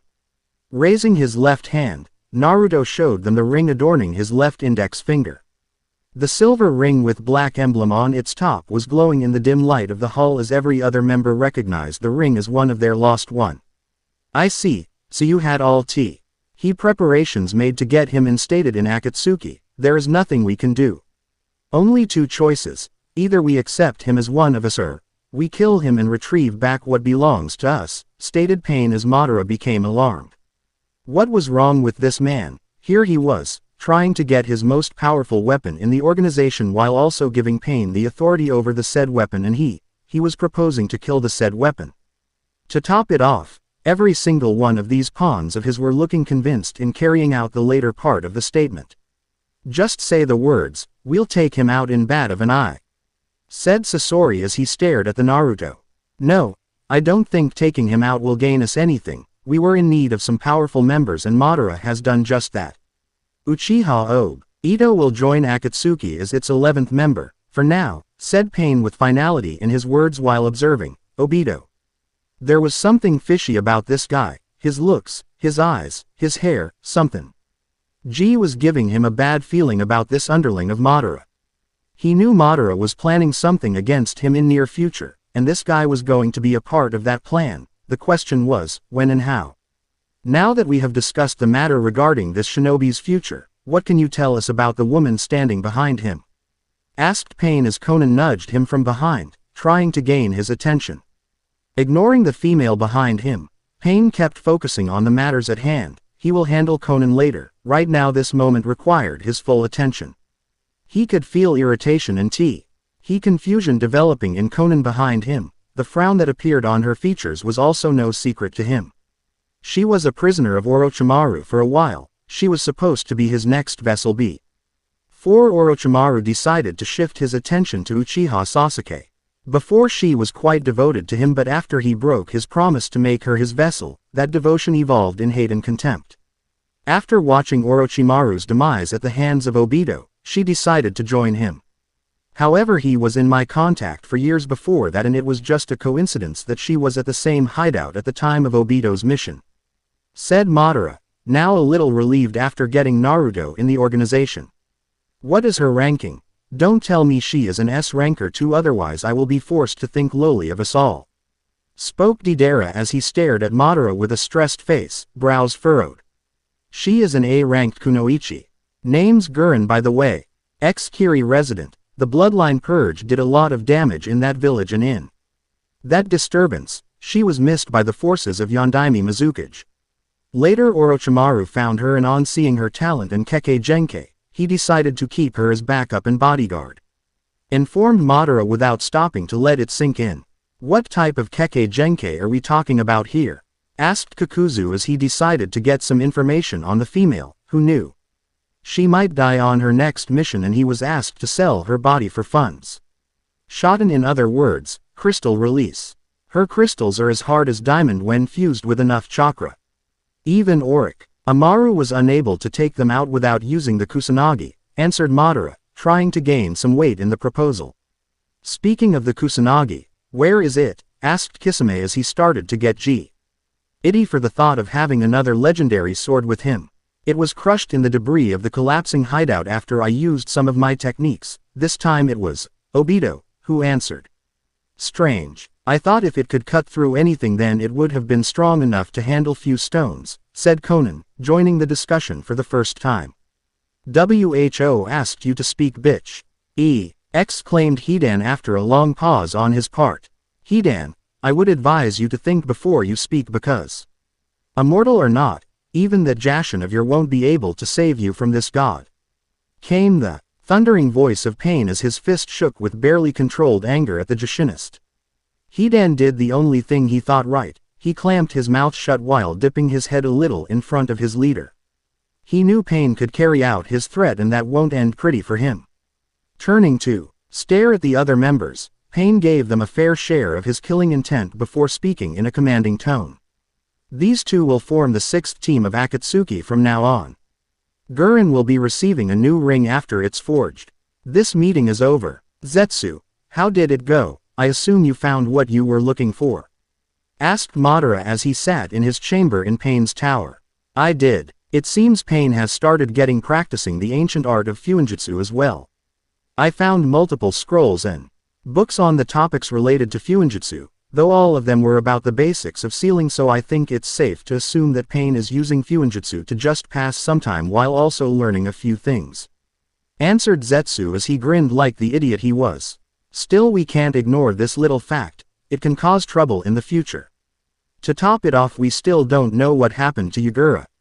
It's like one day I was controlling him to command the Kiri forces and next nothing, he just vanished from the face of the earth. ranted Madara in a confused tone while Zetsu just stared around the room in his own mind. I must get a hold of Obito. He is not someone to stay calm for long, and he will need further instructions in a while anyway. Zetsu, can you deliver the next set of instructions to him? Asked Madara while raising his head from his palm to look at his most loyal subordinate. As you wish, Toby, Zetsu grinned. Konohagakure Hokage Tower. Tsunade and Jiraiya sat in the office of Konoha's Hokage with grim looks plastered on their faces. Tension was saturating the air as the atmosphere of the office was dull and wasteful. In front of them stood a squad of Anbu Black Ops, all in different types of masks but still conveying their tiredness through their slouched postures. The leader of the squad, an Anbu in a boar mask, walked forward and kneeled in front of his village leader. Hokage-sama, Anbu Squad 7 reporting from the Recon mission to Kusagaku, said the Anbu with his head bowed. At ease, Captain. Now if you'll please debrief both me and Jiraiya on the details of your findings. Stated Tsunade as the Anbu answered with a, hi. As ordered, Squad 7 was deployed a week ago in order to validate the rumor of Orochimaru's supposed demise. We traveled at Madara pace so as to conserve stamina as well as chakra in case of the intel being a trap. We arrived in the village of Kusa after traveling for 2 days. On the day of our arrival, we decided to Henjai NTO civilians to find out the inner information regarding the whereabouts of Orochimaru's hideout. Flashback begins. Anbu Squad 7 stood in front of the Godime Hokage as the said leader recited the details of their next mission. Quote ellipsis dot. That's why Jiraiya returned to inform Konoha that we may have someone stronger than Orochimaru on the loose out in the elemental nations. Your mission is an of the record mission. That's why I am assigning it to you instead of the Anbu commander. Your mission objective is to run a recon mission in Kusagaku in order to find out whether this intel is true or not. If it's true, then your secondary objective is to gather evidences regarding the identity and whereabouts of this new face in the game, finished Tsunade as she crossed her fingers in front of her nose. Understood, Hokage-sama, said the Anbu captain as he gave a quick bow before sunshining out of the office, followed by his team closely. Just as the team of Anbu left the chamber, Jiraiya emerged from the shadows of a corner. A look of seriousness on his face as his eyes showed confusion and restlessness. What do you think, Haim? What will the Anbu find there? He asked as he took a seat in front of his teammate. Bring a hand to rest his face in the palm. I don't know, Jiraiya. Remember, it was you who brought us this intel. Thus, as far as I know, it's true that Orochimaru has perished by the hands of Uchiha Sasuke. Even though it's good for Konoha that Orochimaru is no longer a factor, but I can help but consider that Uchiha more of a threat now, she said as her palms rose to her eyes. In order to stop the tears from falling from them in front of her remaining teammate. Haim, Naruto chose to go after the Uchiha. There was nothing you could have done because if I knew him correctly, which I think I did, then it was impossible to change his mind. He was after all Kushina's son. He was a living carbon copy of Minato, but his personality was that of a true Uzumaki, just like Kushina. Said Jiraiya as he stood up from his seat and walked around the table to comfort the love of his life. Maybe you are right, whispered Tsunade, wiping a few betraying tears from her eyes. 2 days later, Kusagaku. The Anbu were walking among the civilians, hanged to look like traitors, their objective, to find the location of Orochimaru's hideout. Walking for a while, they spotted a bar in the corner of the street. Recognizing the opportunity the bar could provide, they entered the establishment. The bar was full of drunks and thugs as most of them drowned themselves in the early afternoon alcohol. Walking forwards, all 5 of the Anbu took seats on a vacant table in a dark corner, senses on high alert so as to catch every information that may come flying through the mouths of these local drunks. Suddenly one of the Anbu heard a quiet whisper coming from the bar stand in the corner. You know, I think whoever did it must have done us a favor after all. Now all these thugs Avenue no employer, and with time they may even leave us in peace, whispered a man who was still somewhat sober compared to his companion. What are you saying? Keep your voice down, you idiot. Do you want those thugs to pay you a visit in the middle of the night? Orochimaru-sama wasn't just an employer for them, he was their shield from the great 5 shinobi nations. Now that he is gone, I am sure There is disturbance among them due to the fear of the great Sato's hidden villages. Most of all, Konoha won't sit idle after Orochimaru-sama's murder, whispered another drunk as he tapped his bottle on the table again and again, trying to hide his statement in the noise. Using the hand signs, 2 of the 3 Anbu stood up and made their way over to the 2 drunks. The drinking mason suddenly found him flanked by 2 unknown men. "What can you tell us about Orochimaru's murder?" asked one of them while staring directly in his eyes. "Why should I tell you anything? Go die somewhere else, groaned the mason as he returned back to his bottle, only to find it missing from his hands. Turning to his companion, he snarled and grabbed his collar roughly before yanking him closer to his face. "How many times have I told your Kubo? Stop stealing my booze, you pisshead!" screamed the mason as he barked in his friend's face. Suddenly, one of the 2 men standing behind him yanked him away from his friend and threw him on his table. The mason collapsed on his table while groaning in pain as his head was slammed in the table for good measures. "Tell us where we'll find Orochimaru's hideout," asked the man in a dangerous tone as he released a bit of killing intent focused on the mason. The mason started to shake from the sudden assault of killing intent and slowly became sober. Turning his head a little to look in the eye of his assailant, he saw his own death in those deadly eyes. He was sure he had pissed himself as he tried to speak only to squeak a single word. "Shinobi, NWITH," that he pushed back the man holding him down.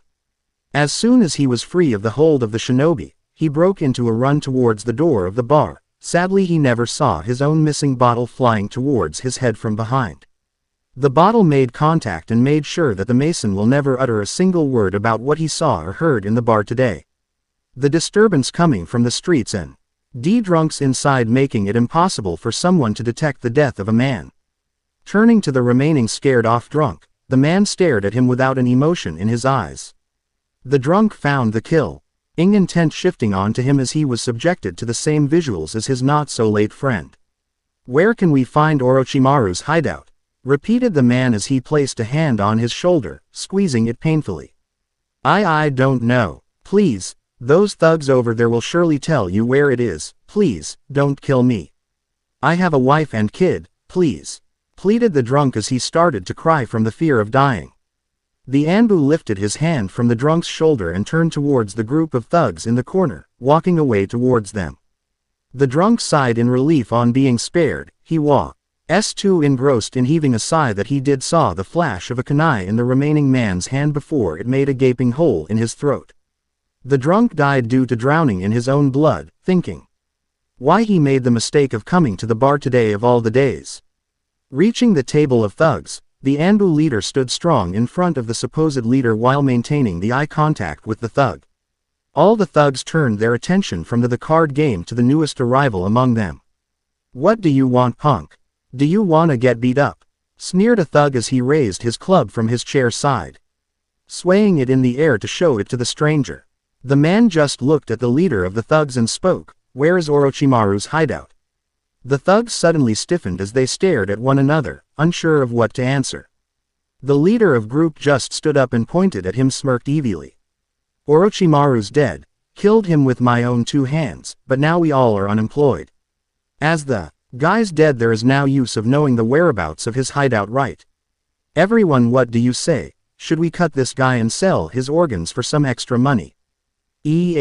Everyone laughed at this. ND leader barked in laughter as he thought what would be going through the head of this stranger. Imagine his surprise when the stranger smirked at him and raised his right hand while pointing a finger towards him. "I'd like to see you try.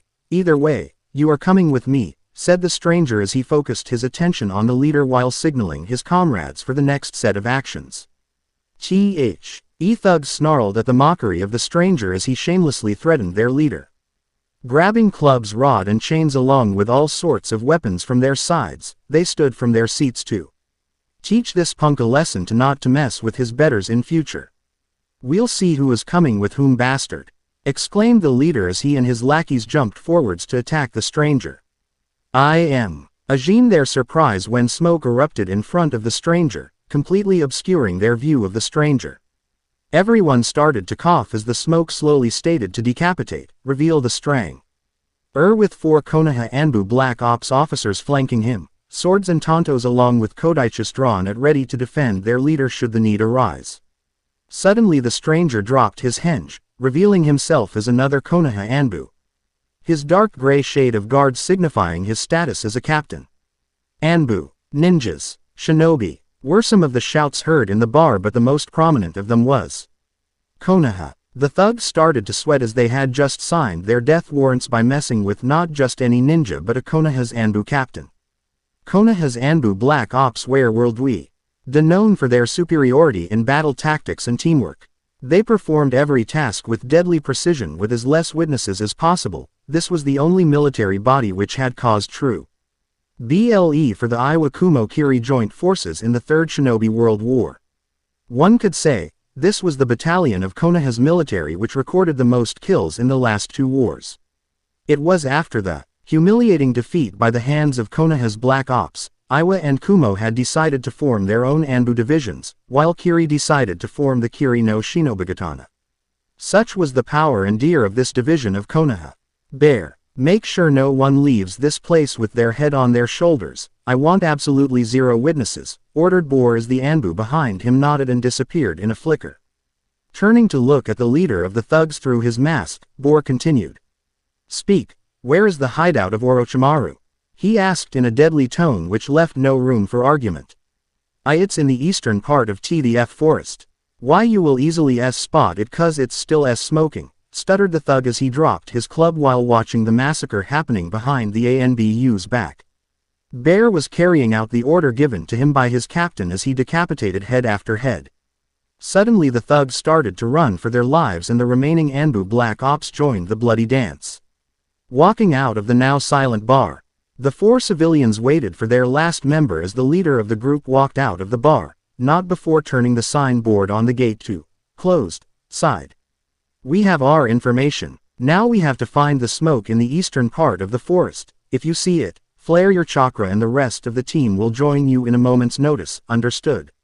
Spoke the leader as he glanced from each and every last member of his group. Getting the nod of understanding from each of them, he gave a nod. Scatter, was the command that escaped his mouth as the five civilians disappeared, leaving the bleeding head of the leader of thugs on the bar counter. After some time, eastern forest of KUSA, the Anbu team landed without a noise as they scanned the area for any hostile factors. Clear, no hostile in the radius of 1 mile, spoke Raven as he stopped using his sensory abilities. Good, our objective is to find out what happened here, in detail. Go, ordered Boar as he, along with Bear, Raven, Stag and their latest member Falcon made a break for it. Unknown to them, 2 sets of eyes were watching their every movement with calculative gaze. Is would be the easiest part of the plan, spoke a voice while another voice answered it.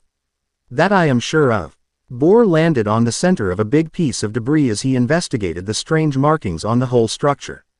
There were multiple lines ranging from lines as thin as a hair to lines as thick as a tree's trunk. All these lines were making a web-like pattern, emerging from one place and ending at completely another. From what Boar could see, these lines were part of a ceiling array, a much complex one at that. Bending down, he decided to note the pattern of the seals to consult with Jiraiya. Noting some dust and ash on a large part of the seal, he used his gloved hand to try and wipe it off. Just as he tried to touch it and wipe it clean, the seal activated and the ink of the line started sticking to his glove. Getting high on alert, Boar immediately leapt back in order to avoid any traps that may have been triggered accidentally. Soon the glow of the seal died down and nothing of significance occurred, forcing Boar to theorize that either the seal was a detection seal or it was now a faulty one due to the damage it had received. Gathering up the courage, he decided to continue inspecting the site. Falcon swiftly landed on the ledge of an underground entrance that may have served as one of the many emergency escape routes for the hideout. It was on the further edge of the hideout and was covered with bushes and vegetation. Deciding to see whether anything of importance was left unscathed in the hideout, he jumped inside the hole while drawing out his tonto for use in case of any trap or attack. He saw a light glow coming from the edge of a boulder which was collapsed on something similar to a pedestal. Walking forward, he reached near it and was about to UCH it when heard a distant click behind him. He swiftly rolled to a side as dozens of shurikens and kunais came flying at the place where he previously was. In the rush of the movement, he couldn't dodge the second shower of deadly projectile. Shculch.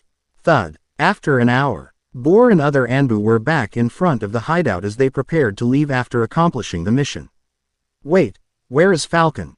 asked Boar as he watched his 3 remaining comrades look at each other with no clue as to where their last member was. "No man should be left behind, we gotta find him or Hokage-sama won't be happy with this," spoke Boar with a hint of desperation in his voice. There was something he had found out when he had entered the hideout from the collapsed roof and he was not too keen to find out what caused it. Just as the shinobi were about to go in search of their lost comrade, the said comrade appeared on a nearby boulder, with blood flowing from his right arm and a pair of kunai and shurikens sticking out of his back. "What happened to you?" asked Raven as he rushed forward to support the injured Anbu. "Accidentally activated a trap, and in the process of dealing with it, a couple more got activated," whispered Falcon as Stag gave him first aid while also healing some major wounds to keep them from being infected. "Why didn't you get out of the trap's range in the first place?" "We all are trained in facing the traps, it doesn't mean we have to every time we find any," lectured Bear as he frowned under his mask. "It was necessary, for Konoha, because those traps were guarding this," said Falcon as he produced a sword from behind him. "The sword of Kusanagi, grass cutter," spoke Raven in astonishment. "How did you get that?" asked Bear, a little upset. "I just told you, didn't I?" replied Falcon as he flinched due to an injury Stag was treating. "Enough, Falcon. Good work, but don't get this reckless next time you see something of such value," spoke Boar as he signaled them to move out. One by one, the Anbu left the clearing, on their way to their home. If they had stayed a little longer, they would have seen blood coming out from under a large boulder and the fear-striking voice. "Finally, the task is done. Soon Konoha will burn and so will the other nations, and then I will reveal myself." Ha ha ha, ha. Flashback ends. And after traveling for 29 hours straight, we finally made it back to Konoha an hour ago, finished Boar as he hands Tsunade a written form of the report in the form of a scroll. Accepting the scroll, Tsunade glanced at Falcon, who was looking at the captain's back with an emotionless gaze, not that she could see that due to the mask and all. The sword her now dead teammate once used, the Kusanagi, was strapped on his back safely. It would be wise to just let him keep the sword, as it will increase the power of the Black Ops significantly, while also increasing the respect of Konoha in the elemental nations.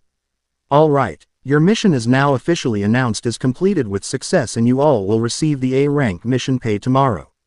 Now as for the sword that you confiscated from the site, it will stay with Officer Falcon until the need arises to do otherwise. Bear, Raven, Stag, you 3 are dismissed. There is something I and Jiraiya would like to discuss with these 2, said Tsunade as Shish crossed her fingers and waited for the named Anbu to depart. Once the Anbu had disappeared in their respective sunshions, she turned towards the window of her office where Jiraiya appeared out of thin air. "It's good to know that you could join us," said Tsunade scarcely as Jiraiya entered her office via the window. Turning to look at Falcon, she addressed him. "So, Officer Falcon, it's nothing to scoff at that. You have succeeded in getting a strong weapon for Konoha. As Jiraiya and your captain would agree with me, your record will be getting some plus points added to it, and I hope to see you in command of your own team in near future. You may go now and make sure you pay the Konoha hospital a visit," said Tsunade as she gave him a nod of appreciation. The Anbu bowed and disappeared in a seal-less shunshin, leaving the 3 occupants alone in the office. After the departure of Falcon, Tsunade signaled her Anbu bodyguards to leave them alone and Jiraiya raised a soundproof barrier around the office for confidentiality. "So Boar, or should I call you Yamato?" asked Tsunade as she stared at the captain in front of the Sanins. "Both of them are my code names, Tsunade-sama, it doesn't matter, call me whatever you want," replied Yamato as he removed his boar mask to reveal a fair face with a full-face metal guard hat, big round eyes and short hairs. "So, I observed there was something you were trying to skip in your mission reporting. What was it, if you don't mind me asking?" asked Tsunade as her eyes narrowed considerably on the mention of the skipped information. "It's not like that, Hokage-sama. It's just that I didn't want to disclose such an information in front of my team, it could have affected some of them is all, spoke Yamato in an apologetic manner. I see, oh now that they are not here then do you see fit to reveal the information to your Hokage? Asked Tsunade a little irritated with Yamato. Of course Tsunade-sama, said Yamato as he took out a scroll from his pocket and leaned forwards to hand it to Jiraiya. I found this seal on the largest boulder in the debris of the hideout. I have already written about my experience with the seal in the scroll, so if you could please decipher it. It will be a great help Jiraiya. Sama, said Yamato as Jiraiya opened the scroll and started deciphering the seal at the very spot. Anything else? Asked Tsunade as she observed Jiraiya going through multiple seal designs in his head while glancing at the scroll again and again. Actually yes, when I investigated the area, I found the evidences of a dangerous battle. From the marks on the boulders, a lot of Futon, Raiden, Suiten and Kaden jutsus were fired around the area. No sign of any Doden was traceable while the power of Suiten and Kaden jutsus was definitely way above a rank as most of the boulders were broken by water and some were scorched badly, said Yamato as Tsunade started getting worried.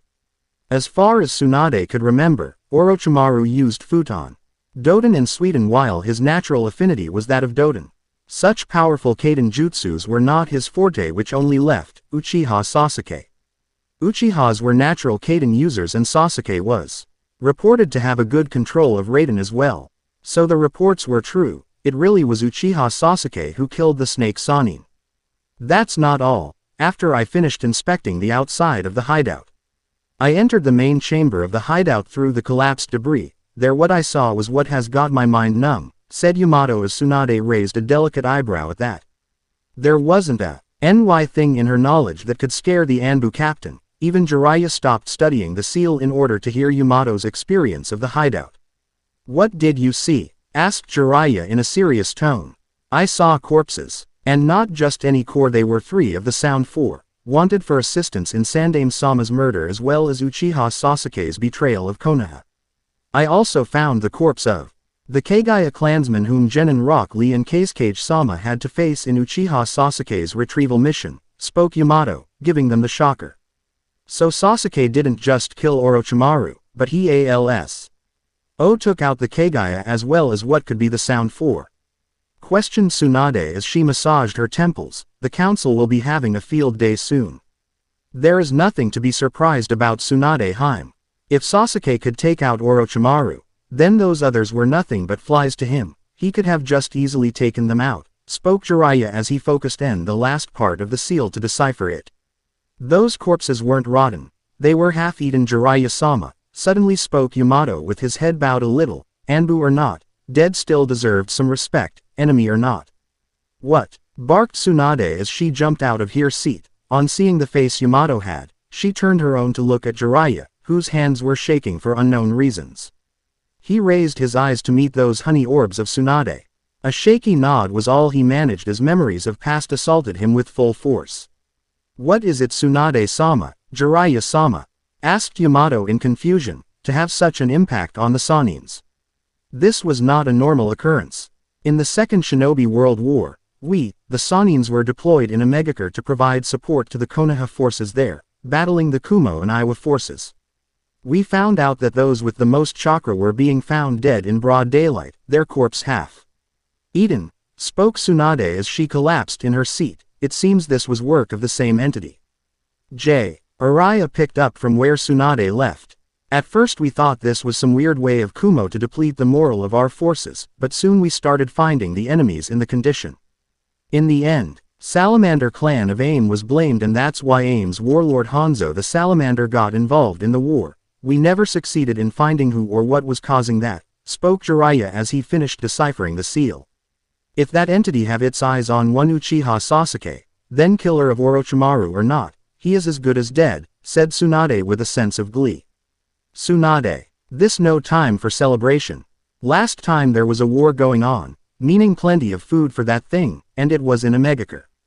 Now it's in Kusagakure, that is awfully close to Konoha, interrupted Jiraiya, pulling soon. Out of her daydreaming about the ways this thing will kill Sasuke. Yes, anyways what about the seal? Asked Tsunade, now composed but still a little giddy. Jiraiya's face never lost its seriousness as he turned to look at Yamato. If this is what I think it is, your squad best stay in the village walls, surrounded by comrades at all times, he said without skipping a heartbeat. What do you mean? What is so dangerous about that seal? Asked Tsunade as Yamato nodded with sweat covering his forehead. This seal is designed in a way to transfer all the information about any organism present in a radius of 1 mile of the seal back to the user. If this seal was placed there by this entity, it knows everything about you and your team. From your natural infinities to your chakra signature, from your looks to your smell. Hell, I can bet it knows exactly where you are standing in this room right now, answered Jiraiya in a worried tone. Only one thing went through Yamato's head at that time. Fuck this. I am not leaving the company of these two. 2 weeks later, outskirts of Kurigakure. Bingo book entry number 32. Name: Uchiha Sasuke. Age: 16. Status: Rouge Konoha Nuke Nin, rank 2, updated from 3. Affiliations: Konoha Uchiha Clan. Post: Genin. Affinities: Kaden and Raiden. Rank: S rank, updated from A. Bounty: 10 million units yen, issued by Godime Hokage of Konohagakure. Info: wanted for betrayal to teammates. Murder of Orochimaru of the Sanins, assault on a fellow shinobi. Wields Sharingan of Stage 3, taught by Sharingan no Kakashi and Orochimaru of the Sanin. Approach with caution. Order: kill on sight. By the authorities of Hai no Kuni. Sasuke smirked at the bongo book entry in front of him. This was working out quite nicely for him. Konoha was in Assumption Th. At it was he who killed his former teacher in cold blood. Maybe now Itachi would see how strong he had become in the last 4-5 years and seek him out to battle him. Speaking of Itachi, there was no word in the world about the older Uchiha. Sasuke had tried to get some information from some major bandits and thugs by using his Sharingan. I looked like Itachi had disappeared from the face of the earth. How long before we reach this desert hideout? Sasuke whined a boy in purple sleeveless shirt as his light blue hair came in front of his eyes, forcing him to stop drinking from the water bottle. Patience, Suigetsu, patience. We are going to need this guy for our future fights with S-rank ninjas. He will be our distraction, our powerhouse and our backup, spoke Sasuke as he continued to walk at a brisk pace. If you ask me, I'd say that guy is a nutjob who just likes to go berserk and kill poor souls for no reason, muttered Suigetsu as he rolled his eyes in an overly fashioned manner. Shut up, Suigetsu. Sasuke-kun, please ignore this wastage of space and focus on our relationship, spoke a redhead girl in pink shirt and red skirt, adjusting her spectacles with one hand and hiding her blush with other. Quote ellipsis quote. He. Don't laugh, Suigetsu. See, you have angered my Sasuke-kun, screamed Karen at the top of her lungs as she tried hard not to hit the cunning boy in the back. Shut up, both of you. I am trying to read something here, scolded Sasuke as he struggled to focus on the bingo book entry in his hand. Bingo book entry number 27. Name: Uchiha Itachi. Age: 21. Status: S. Rouge Konoha Nuke Nin, rank 1, updated from 2. Affiliations: Konoha Uchiha Clan. Post: Anbu Black Ops Captain. Affinities: Kaden, Doden and Sweden. Rank: S rank. Bounty: 50 million units yen. Issued by Sandaime Hokage of Konohagakure. Info: wanted for betrayal to teammates, massacre of the Uchiha clan, assault on a fellow shinobi. Wields Mangekyo Sharingan, taught by Sharingan no Kakashi. Shimura Danzo and Uchiha clan head Uchiha Fugaku. Only cage level OR Anbu captains. Approach with caution. Order: kill on sight. By the authorities of Hai no Kuni. Itachi was still one step ahead of him. He was a master in all the shinobi arts while also wielding the might of Mangekyo Sharingan. Speaking of Mangekyo, he will have to start training his single Mangekyo or it will be useless in a battle. For that, he will need to return back to Konoha in order to reach the Naka shrine hidden in the Uchiha district, because only the stone tablets of the Uchiha clan will reveal the reality about the Mangekyo. That will have to wait, as I have to kill Itachi before my heroic return to that cursed village, thought Sasuke as he decided to increase their speed, pushing the ground back with all his might. He rocketed forward at mind-boggling speeds. And I must increase my training because if we ever face that guy, then not even Itachi will be able to save us. Iwagakure. Tsuchikage Tower. So you mean to say that Konoha has lost the Kyuubi's Jinchuriki? Asked an advisor as he sat in the office of Tsuchikage's office, along with his two fellow advisors and the Sandaime Tsuchikage, Onoki. The messenger kneeling in front of them nodded without hesitation. Yes, for the last 4 years, no has seen the Jinchuriki, not even his own sensei. After the defection of Uchiha Sasuke, one of his teammates, the Jinchuriki was deployed to chase down the traitor. Unfortunately, the mission was declared a failure after the retrieval team sustained fatal wounds by the hands of Sound 4, spoke the messenger as he stood up. And the Jinchuriki? Asked another advisor with mild interest. He either perished on the retrieval attempt or became a nuke nin himself because even if Konoha tried to hide it, it was pretty clear that he never returned from that mission, spoke the messenger as he felt proud of himself for providing his village with such vital information. We can't just jump to conclusions. Who knows? Maybe Jiraiya of the Sannin is training the boy himself. We got reports about that. Jinchuriki becoming close to Jiraiya in the Chunin exams, and he also helped in Retri. Ving Senju Tsunade for the position of the Godime, suggested the last advisor as he looked back and forth between his cage and the fellow advisors. I thought that too, that's why I did a little dig. Jingen found that Jiraiya-sama is spending a lot of his time in Konoha, which means he isn't training the Jinchuriki, answered the messenger with a smirk on his face. But what if? Started the same advisor. Enough Samato. It is decided. Contact the daimyo. Call him to the village. I want him to increase our funds. We will need all the power we can get for the future, spoke the Tsuchikage as stood from his seat. You couldn't mean to say, whispered everyone at the same time. The Tsuchikage grinned evilly, as he rubbed his hands together, walking to the window of his office. He looked of it to see a large military going through discipline drill of marching and responding. Flags with the emblem of Iwagakure soared in the skies as village turned into a swamp of soldiers. From child, Ren of age 8 to fully fledged war veterans of age 60, everyone was going through drills with one thing in common: the fire in their eyes, a fire resembling their hatred for their one enemy, Konoha. Yes, we are going to wage a war against Konoha, and I will lead this village too. Crack. Ooh, my hips. Amegakure. Payne's Tower. I still think there is something off with that guy. There is no way he is who he says he is, said Payne as he sat in his chair, tapping his fingers on his desk, succeeding in irritating the other two occupants of the office. Tap tap tap tap tap. Will you stop that? Screamed Konan as she tried to massage her head with her slender fingertips. Itachi gave her a grateful look before taking on a thinking pose, trying to pinpoint where he had seen someone similar to this new character. Sure, it must have been one of the Uchihas back in the old days, but it was highly impossible to have such similarities in clan relatives. One must be of the same family and a.c. lose blood relative to have facial feature similarity. Uchiha Obito was an orphan who lived with an old lady. He used to call her grandma to get a sense of belonging, nothing else. Which means that he had no close blood relative in the clan. Suddenly it clicked in Itachi's mind. If what he was thinking was true, then this guy looked like him in every way past the hair. His hairstyle was that of wild hairs of Uchiha Madara. Who knows, it was an effect of being a protege of the said Uchiha. Something happened, asked Pain as he studied the emotional turmoil on Itachi's face. Coming out of his deep thoughts, Itachi contemplated on whether to tell Naruto the real identity of this Uchiha Obito character. On one hand, it would prove to be a great help in the sure-to-come future battles within the organizations. On the other hand, if his assumption was proven wrong, then it will cost them heavily. Nothing. I was just thinking about what it could be that Madara is planning this time, said Itachi with a stoic face.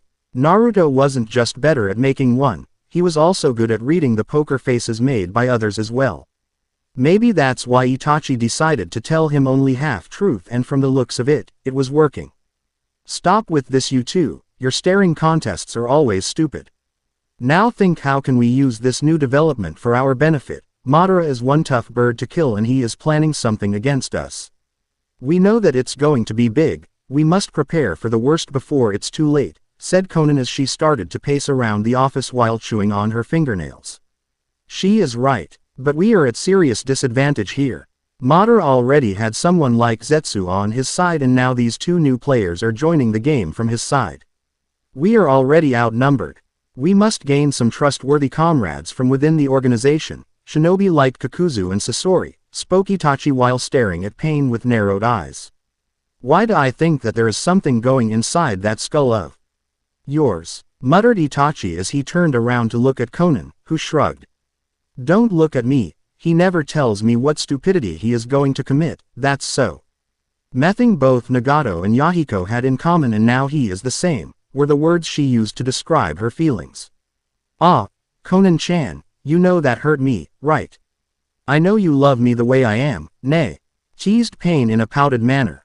Eyes glittering with mischief. Shut it, fumed Konan in anger. Anyways, I think I have a way to even out the odds, but for that to work I am going to need Zetsu, answered Pain truthfully.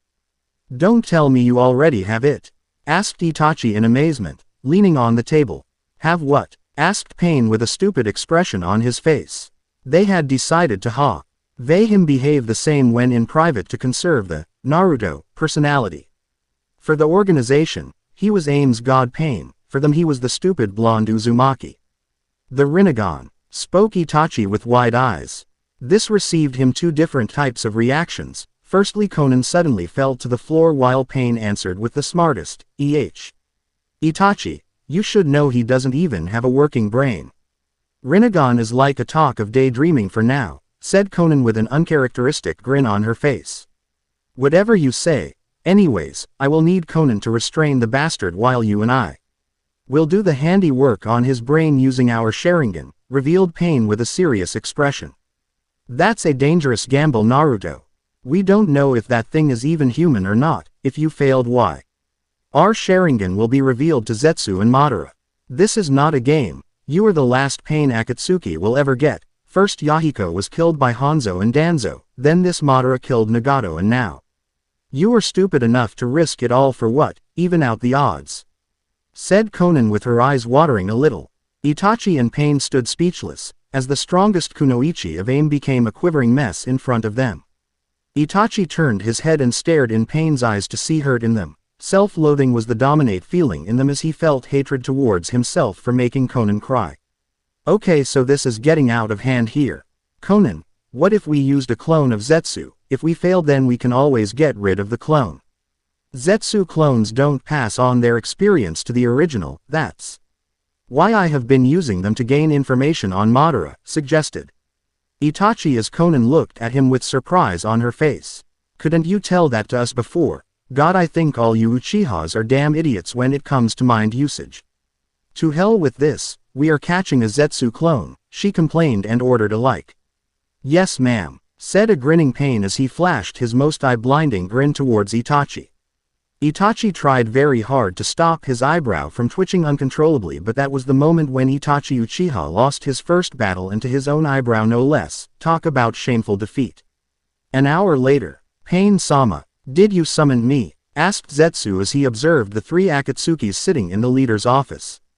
Pain had a stoic expression on his face while Konan and Itachi were talking among themselves about something related to the tensile strength a paper should have to capture someone. Ah, yes, I wanted to receive the weekly update of Outer World from you, answered Pain with the same poker face. While Zetsu caught Itachi and Konan looking at him from the corner of their eyes and what looked like Konan checking him out. Of course, Leader Sama, he spoke with mild confusion in his tone as he tried to make a sense of this condition. Everything in Kiri is under control of the Godime Mizukage, Terumi Mei. Suna is still recovering from the damage its army sustained in the Konoha invasion 4 years ago. As of Kumo, Yondaime Reikage, is still blissfully ignoring our activities in his country while his brother, Hachibi no Jinchuriki is getting stronger by each passing day. And Iwa? Asked Pain with a raised eyebrow. Sandame Tsuchikage, Onoki, is preparing his militia for an invasion of Hai no Kuni's territory, answered Zetsu honestly. Thank you Zetsu, you may go now, said Pain as Zetsu nodded and turned to leave, only to stop on hearing Pain's voice again. Before you go, if you don't mind me asking, are you the original Zetsu or a clone? Asked Pain a little too sweetly for his tastes. If he remembered his leader correctly, then it should have been something like, "Are you the thing or a copy?" Answer, and now you know how the real Pain communicated with Zetsu. Why is he asking whether I am a clone or not? He is not behaving as Pain. Same goes with Itachi and Conan. What should I say? Should I tell him that I am the original, or should I lie and introduce myself as a clone? Thought Zetsu with urgency in his thoughts, because Pain was staring in his eyes, expecting an answer soon. Zetsu started feeling the absence of his black. Half desperately as he cursed himself for fighting with the black Zetsu, he could have saved his ass in this situation for sure. I should tell them that I am a clone. They won't waste chakra on killing a clone, right? Thought Zetsu before answering. I think I am a clone, I guess. Answered White Zetsu meekly with little confidence. A cruel smile made its way on all three of the Akatsukis sitting at the table as in a quick burst of chakra, Zetsu found himself rooted to the floor and wall, being restrained by Conan's papers. What is this? Pain-sama, what are you all trying to do? Asked Zetsu as for the first time. The always joking White Zetsu almost wet his undersides in fear. Oh, nothing. Just a little formatting and rewriting your loyalty properties, said Pain as he and Itachi came in front of his face and their eyes morphed into 3 Tomoed Sharingans. Of fuck. Black Zetsu, help me. Help me BLACKYYYYY. To be continued. Chapter 7. Case Cage Retrieval. Deidara and Sasori will reach the decided hideout in half a day. What are you planning to do with the case cage, exactly? Asked Conan as she stood in Pain's quarters, said person's cloak in her hand as he zipped up the Mies armor on his torso before turning to look at her. He made eye contact with her before sighing. What do you think? He asked as he walked to the side stand to retrieve his head. I don't know. You and Itachi never tell me what is going through those thick heads of yours. It's not as if I am a psychic or something, you know. Still, if I had to guess, I'd say you were planning to somehow fool Madara and keep the case cage in that dungeon of yours alongside the Yondaime Mizukage, said Conan with a hint of sarcasm. Pain suddenly went still and stopped checking his chakra rods. She was making quite obvious points after all. He turned towards her and walked forward to stand in front of the blue-haired beauty. Placing both his hands on her shoulders, he stared at her face for a second before awarding her with a small smile. You know, I think you may have that psychic factor somewhere in there, otherwise how could you tell that exact thing that Itachi suggested? He asked while chuckling a bit, lightening the mood between the two. So you are going to do that, huh? Asked Conan with a sense of knowingness. Maybe or may not, answered Pain as he brushed a stray strand of her hair and uncovered her left eye to him.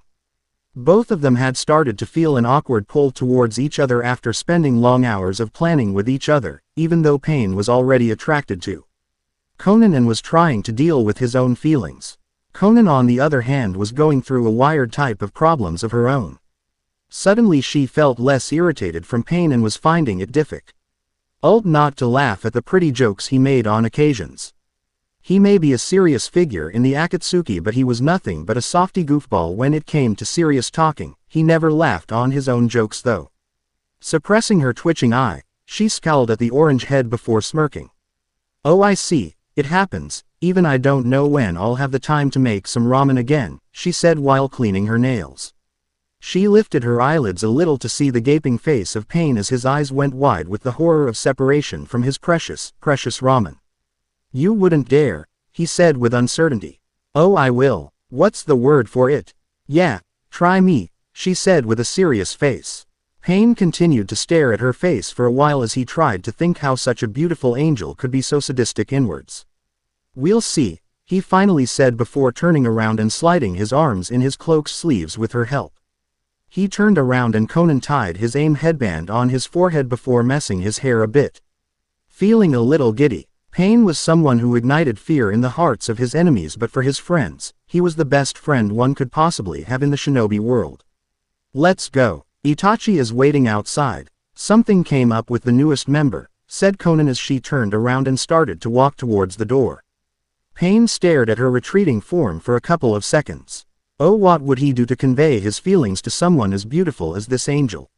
Whenever she was within a meter range, his heart will start hammering his ribs while his breathing became labored on its own. His sentences will make no sense, similar to the sentences of Namikazeminato.7799, as his words will come out in a sputter. The effect she had on him was surreal. Finally, shaking his head a little at his own helplessness with her, he walked out of the chambers as well, not even bothering to zip up his cloak. Outside, Conan was conversing with Itachi as the Uchiha was just shaking his head in dismissal manner. The look on Conan's face was that of a frustrated child as she bit her lower lip and assumed a thinking pose to come up with something new to present to the stoic Uchiha. Seeing Pain approach them from behind Conan, Itachi shifted his gaze from Conan to him. "So, what are you two talking about? Anything I should know?" asked Pain as he stopped beside Conan in a casual stance. "Nothing. It's just that I am not sure what were you planning when assigning that mission to the fourth. I mean, yeah, his abilities are more suited for that objective, but even Itachi would have performed that mission easily, so why rely on him?" asked Conan with a mix of irritation and confusion flashing on her features. Pain only stared at her for a second before shifting his gaze to Itachi. The Uchiha just shrugged. "She does have a point there. Even though he is more suited for that kind of category of missions, I am more familiar with the mission profile. You know why I won't send you there, not yet. It's not up to you to decide where he goes, you know," added Conan with her head held high. Pain only raised an eyebrow at this. "What is with you today, Conan? You aren't acting like yourself today," asked Pain in a little suspicion-filled voice. I am fine, nothing is wrong with me." "Yeah, definitely nothing wrong," stammered Conan. "Yeah, I can see that," was the reply she received from him. Itachi, who was still patiently waiting for his answer, continued to stare at both of them before sighing. "You know what? Just get down to the gathering hall, Ith. Hidan is having a fight with Kisame down there," he said while pointing his index finger at the floor. "Oh, that hair-bleaching bastard is still causing trouble, huh? Well, let's go and get them to stop," said Pain as he started to head towards the stairs, followed by Conan and Itachi. Konohagakure no Sato Council Chambers. "This is it, I knew it, Uchiha-sama went to take revenge. For sane Dame-sama, I told you," screamed a counselor as many heads gave a nod of approval while the shinobi sides remained calm except Tsunade. Her head was going to burst from the amount of tick marks appearing on her forehead. "See, Uchiha-sama deserves to be rescued now. Yes, he is the most powerful shinobi in our village. Technically he isn't in the village, you know. That's what I am saying, he is on a top-secret mission to ill our enemies. He may be the most powerful shinobi in the world." Crack. Everyone's attention was drawn towards the sound as they noticed the Godime throw out a piece of meeting table out of the window. A large chunk of wood was missing from her side of the table as she dusted her hands while cleaning her nails. "Now that all you baboons have shut your traps, there is something I would like to tell you all," said Tsunade as she took her position as the head of the table. "Uchiha Sasuke is and will always be a Rouge Nin of Konoha, or at least as long as I rule this military establishment as the Godime. Yes, it's true that he killed Orochimaru, my former teammate, but his hands are also stained with the blood of innocent Konoha ninjas from the past. The fact that he is now capable enough to kill the likes Orochimaru, it spells trouble for us," she said. "How can his growth spell trouble for us, Hokage-sama?" asked Kaharu. "If he attacked another village in search of Itachi, that village will blame us for allowing a rogue nin such as Uchiha Sasuke to roam the shinobi lands without any kind of actions from Konoha," answered Danzo instead of Tsunade as the Hokage gave an indifferent look to the old war hawk. "That and what you all know, according to what our intel says, mentally Uchiha Sasuke is a very unstable person and we can't discard the possibility of him attacking Konoha in future. He has decided to break all the bonds with his past, that includes Konoha as well. That is why we believe sooner or later Uchiha Sasuke will come to attack Konoha," answered Tsunade with a stressed look on her face. "First the Kyuubi's assault, Yondaime's sacrifice, spreading of corruption in the roots of Konoha, massacre of the Uchiha clan, Itachi's betrayal, Kusasuna invasion, Sandame's death, Sasuke's betrayal, Konoha's Naruto's death, rise of Akatsuki, the tension between the Great Five, and now this matter with Uchiha Sasuke's sudden rise in power. It looked like Konoha was in for a cleansing. Maybe the new village that may rise from the ashes of Konohagakure will be void of these mistakes, but one thing that Senju Tsunade was sure of was, Hino Kuni will always be protected by the shinobi of these lands. Far edge of Kaminari no Kuni. Bastard. Bitch. Chirp chirp. Wait. Quote ellipsis quote. Quote ellipsis quote. Quote ellipsis quote. Jugo stared at the two people currently staring at him with dumbfounded looks. Is there something on my face? He asked while tickling a sparrow with his finger. You can talk to birds? Asked a surprised Suigetsu while pointing a finger towards the pair of sparrows sitting on Jugo's head. And you can turn into a puddle, stated Jugo easily, not realizing the questioning nature of Suigetsu's statement. He more like turn into piss, whispered Karen with a hand on her mouth. Hey, I heard that you bitch, shouted Suigetsu as he pointed an angry look at Karen. I wasn't trying to hide it anyways, you bastard. Shot back Karen. Bitch. Bastard. Karen. Tell me if you sense someone up ahead, asked Sasuke as he glanced at the dense forest in front of them, completely ignoring the bickering of his two subordinates of Team Habi. Hi Sasuke-kun, replied Karen with determination in her voice, but she made sure to make a mocking face towards Suigetsu. Sasuke-kun. Not that I'm complaining or something, but what exactly are we doing in Nami no Kuni by the way? Asked Karen with a little timid behavior. We are going to Nami no Kuni to collect the Kubikiribocho of the late Momoichi Zabuza, replied Sasuke in a short sentence. Oh, but how come? You know that the legendary Kubikiribocho is there? Asked a now surprised and gleeful Suigetsu. Because that is where my team left it after we took down its last own. That is Zabuza, said Sasuke, not glancing back at his team. I am sure Sasuke-kun took that man down easily. After all, Sasuke-kun is also a master swordsman, beamed Karen as she glanced at Sasuke through the corner of her eye before blushing madly and avoiding eye contact. It was my Jonin-sensei, Sharingan no Kakashi, who killed Zabuza, not me, said Sasuke before speeding up a little, creating some distance between him and his team. While his team gawked at having just found out that their leader was trained by not only Orochimaru of the Sannin but also the legendary Sharingan no Kakashi, he was finding himself getting more afraid of the thought of ever encountering that Akatsuki agent. The mere thought of crossing paths with a monster like that was enough to make him stumble a little. From what he could remember from the intel of Kabuto, Itachi was partnered with Hoshigaki Kisame, one of the legendary 7 swordsmen of the Hidden Mist. If he got Suigetsu the Kubikiribocho, then he will be able to at very least attract the interest of the swordsman, and then Itachi will have to confront him alone and one-on-one. The only problem was that it has been some time since he got any type of intel regarding Akatsuki. So he wasn't sure if Itachi was still partnered with the Mist Shinobi or not. If somehow the pair was changed, then he will have to improvise his plan accordingly. Sasuke-kun. There is someone in front of us, said Karen suddenly, pulling him out of his thoughts. How far? Asked Sasuke with urgency in his voice. About a mile ahead of us.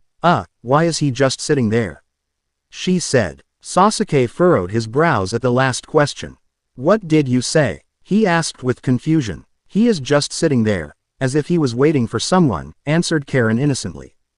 Turning towards the direction Karen had indicated, Sasuke activated his Sharingan before focusing on the person's chakra. Huge. That is the only way to describe this person, but he wasn't emitting any hostility towards his environment.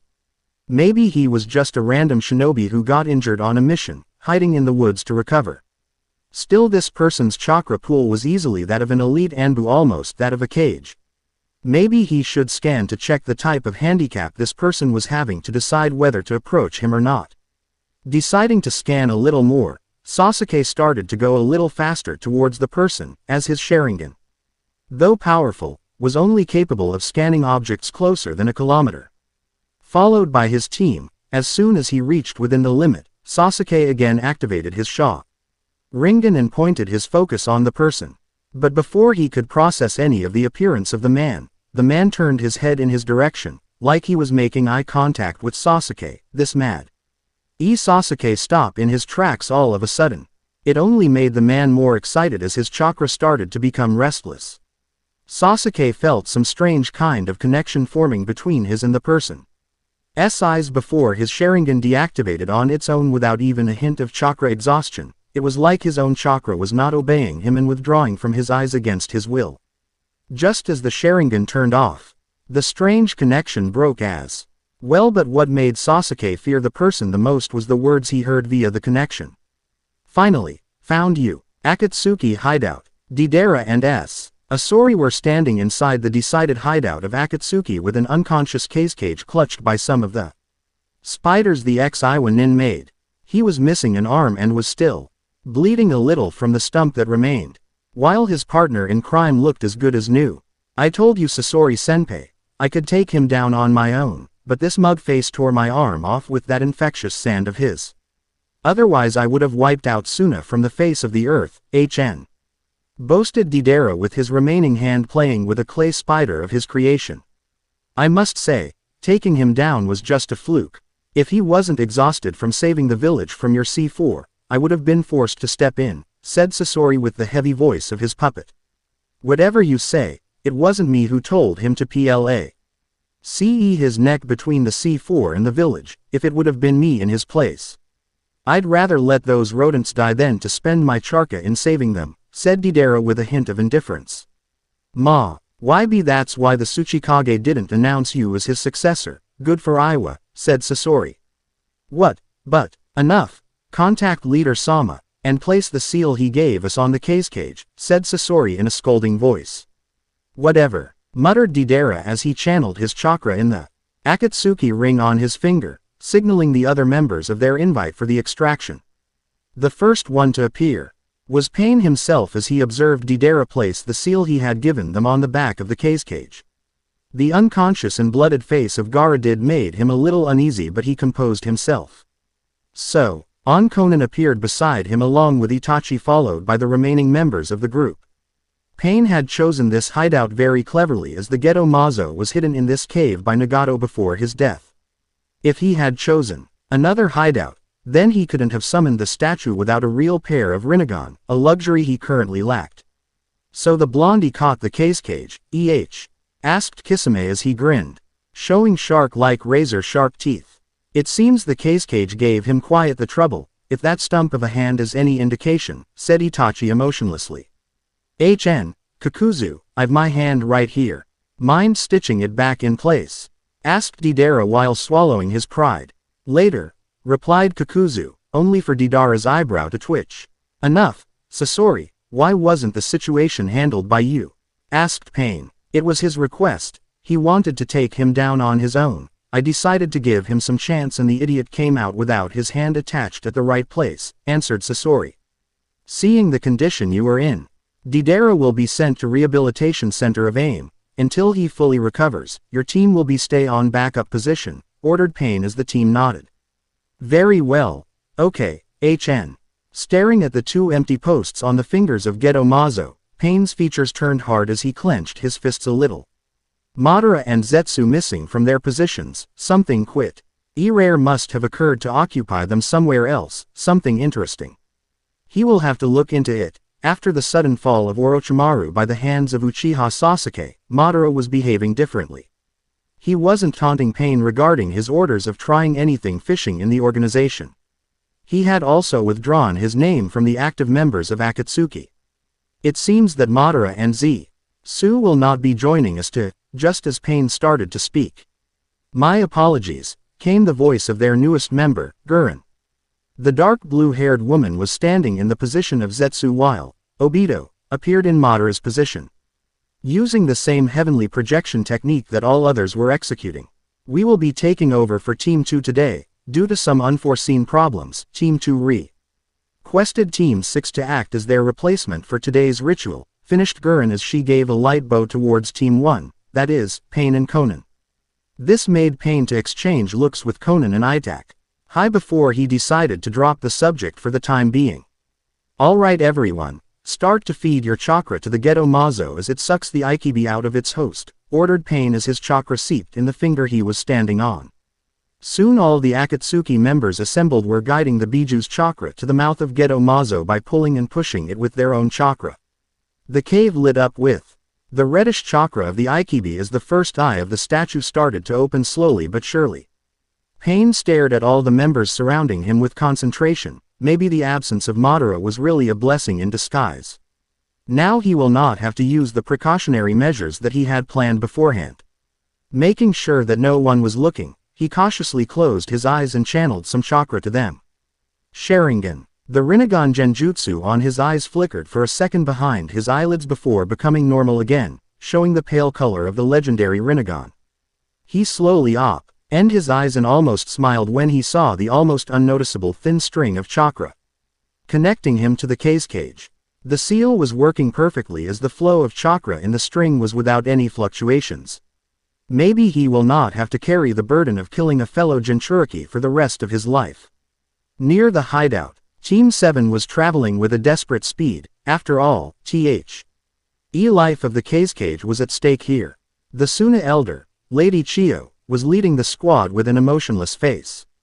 The news of her grandson's latest escapade was truly heart-wrenching as the former puppeteer tried desperately to ready herself to encounter her grandson at any moment. His accomplishments as a puppeteer were something to be proud of, but his allegiance was something else entirely. He had acquired the rank of an S-ranked shinobi, but that too was written as S-ranked criminal. Former Anbu captain Hitaki Kakashi was traveling on her right, followed by Chunin Haruno Sakura, while on her left she was flanked by Konoha Jonin Yuta and Chunin Sai. Yuta was assigned to Team 7 to lighten the burden of Kakashi because unlike Team 7, all other teams had one of the members promoted to Jonin rank. Neji, Shikamaru and Shino being the promoted Jonins of their respective teams. Kakashi stared at the letter of the Hokage in his hands, informing him about the assigning of Team 9 as their backup. If he was asked, he would have preferred Team 8 as that was a tracker squad, and that's exactly what they were doing, tracking down the Akatsuki. Team 9 was a squad which specialized in close-range combat. Team 7 was already a frontal assault specialist squad, and having Team 9 as backup will not have much of an effect on the situation, other than increasing in the number of allies, of course. Before he could crush the message and burn it as per the normal protocol, he sensed that they have just passed a barrier of some kind. The light fluctuations were sensed by everyone else as well, because all the members of the team showed signs of tensing. Now, the only problem was the fact that it didn't do anything to them, unlike common barriers. This indicated to the only remaining possibility of it being a detection barrier. "Everyone, stay alert, they know we are here," warned Kakashi in a grim voice. Inside hideout, Konan's eyes fluttered open as she felt the barrier being breached in the distance. Just as she was about to ignore it as one of the shinobi squads passing by like they normally did, another breach was detected, this time from a little distance away from the first one. Konan felt compelled to inform Pain about the intrusion. "Pain," she said. Won her call, all the Akatsukis opened their eyes and stared at her, clearly waiting for to tell them the reason of interruption. The astral figure of Pain opened his eyes, revealing the purple dujutsu. He turned his gaze to look at Konan's figure shimmering beside him. The sensory barrier of the hideout just sensed two breaches. One in about 15 minutes north, other about 10 minutes northeast, multiple hostile chakra signatures, she finished. "How many?" asked Pain. "At least 8 to 9, maybe more," she replied curtly. Pain cursed inwardly. These shinobi must be the Suna tracker shinobi squads who were in pursuit of Deidara and Sasori. This will only delay them further. If the enemy manage to somehow enter the cave, then their extraction ritual will be jeopardized. On the other hand, if he sent out someone to take care of the enemy, then he will only be slowing down the ritual. The new Fuinjutsu trap that he had laid on the front of the cave would at least take 1 hour to tackle. "Kakuzu, Kisame, you two are the closest to the enemy right now, send out a chakra enforced bunctions each to take care of the disturbances, try to delay them for an hour at the very least," ordered Pain. "All right, yes, now, they will only need another hour or so to extract the Ikibi, Lu. See Killy, they were just extracting the Ikibi and it will only take 3 hours at most with such strong shinobis contributing their chakra in the process. If it was a higher rank Biju, say Kyubi, it would at least take 3 to 4 days for them to extract the strongest of the Biju." "Done," came the voices of his two subordinates as confirmation. "Good, now get started on the ritual, we don't have all day," said Pain as everyone went back to concentrating their chakra. "With Team 9, Guy Sensei, there is someone waiting for us ahead," informed Neji with his Byakugan concentrating on the referred person. Very good Neji. Team, get ready to display your flames of youth, exclaimed Guy, somehow managing to give the nice guy pose while still running at top speed. Yash Guy-sensei, Lee, Guy-sensei, Lee. Tenten was on the verge of smacking both of her teammates on the head when Neji gasped. Yes, Neji gasped. What happened, Neji? She asked with mild confusion. This guy's choker. A reserve is at least double of that of a Jonin in its potency. I think we'll have a hard time dealing with him, Tenten, he said with a little uneasiness. Guy-sensei. She started but was interrupted. I heard Neji, Tenten. Neji, tell me more about his features, ordered a serious Guy. Hi. Concentrating on the figure of the enemy, Neji stressed his Byakugan a little more to distinguish between his features. Spiky hair, tall and muscular built, black cloak with red clouds and a huge weapon hefted on his shoulder, finished Neji. It seems we are up against the partner of one Uchiha Itachi, whispered Guy without any emotion. Who is this guy? Asked Tenten, a little worried by the sudden change in Guy's attitude. He is the one who infiltrated Konoha after the Chunin exams, Asuma A. Ndker and I were unable to handle this guy even after teaming up, informed Guy while messaging his chin with his thumb. Why was he getting the feeling of missing on something? He's here, informed Nei. G as he settled in the Hyuga Taijutsu stance. Well, so we meet again, spoke Kisame with a toothy grin while heaving the Shimehata from his shoulder and stabbing the said sword in the ground. I don't remember you. But whoever you are, get ready to experience the flames of youth. Shouted an excited Guy only for Kisami's grin to disappear. I'll make sure to you remember me after. I am done with you all, spoke Kisame before going through a series of hand seals. Sweden. Bakusui Shoha, water style, exploding water shockwave. With Team 7, they must have known that we were coming from this direction. Kakashi Senpai, said Yuta, taking out his sword from its sheath. That barrier that we crossed back there was a detection barrier, just as I'd expected, confirmed Kakashi with his grip on the kunais tightening. What are we gonna do now, Kakashi-sensei? Asked Sakura, a hint of fear and desperation in her voice as their enemy wasn't someone they had faced before. All your plans are futile against me. Turn back and run back to wherever you came from, said the enemy from under his mask. Their enemy wasn't someone they had any intel on, maybe there were more Akatsuki ants in the vicinity and that spelled trouble to them. If just one of them was capable of taking out a cage who happened to be a Jinchuriki as well was any indication. But for now, they will have to fight this battle because the retrieval of the cage was of topmost priority. They will just have to take care of this one and in the meantime, sooner reinforcements will arrive to assist in the further mission.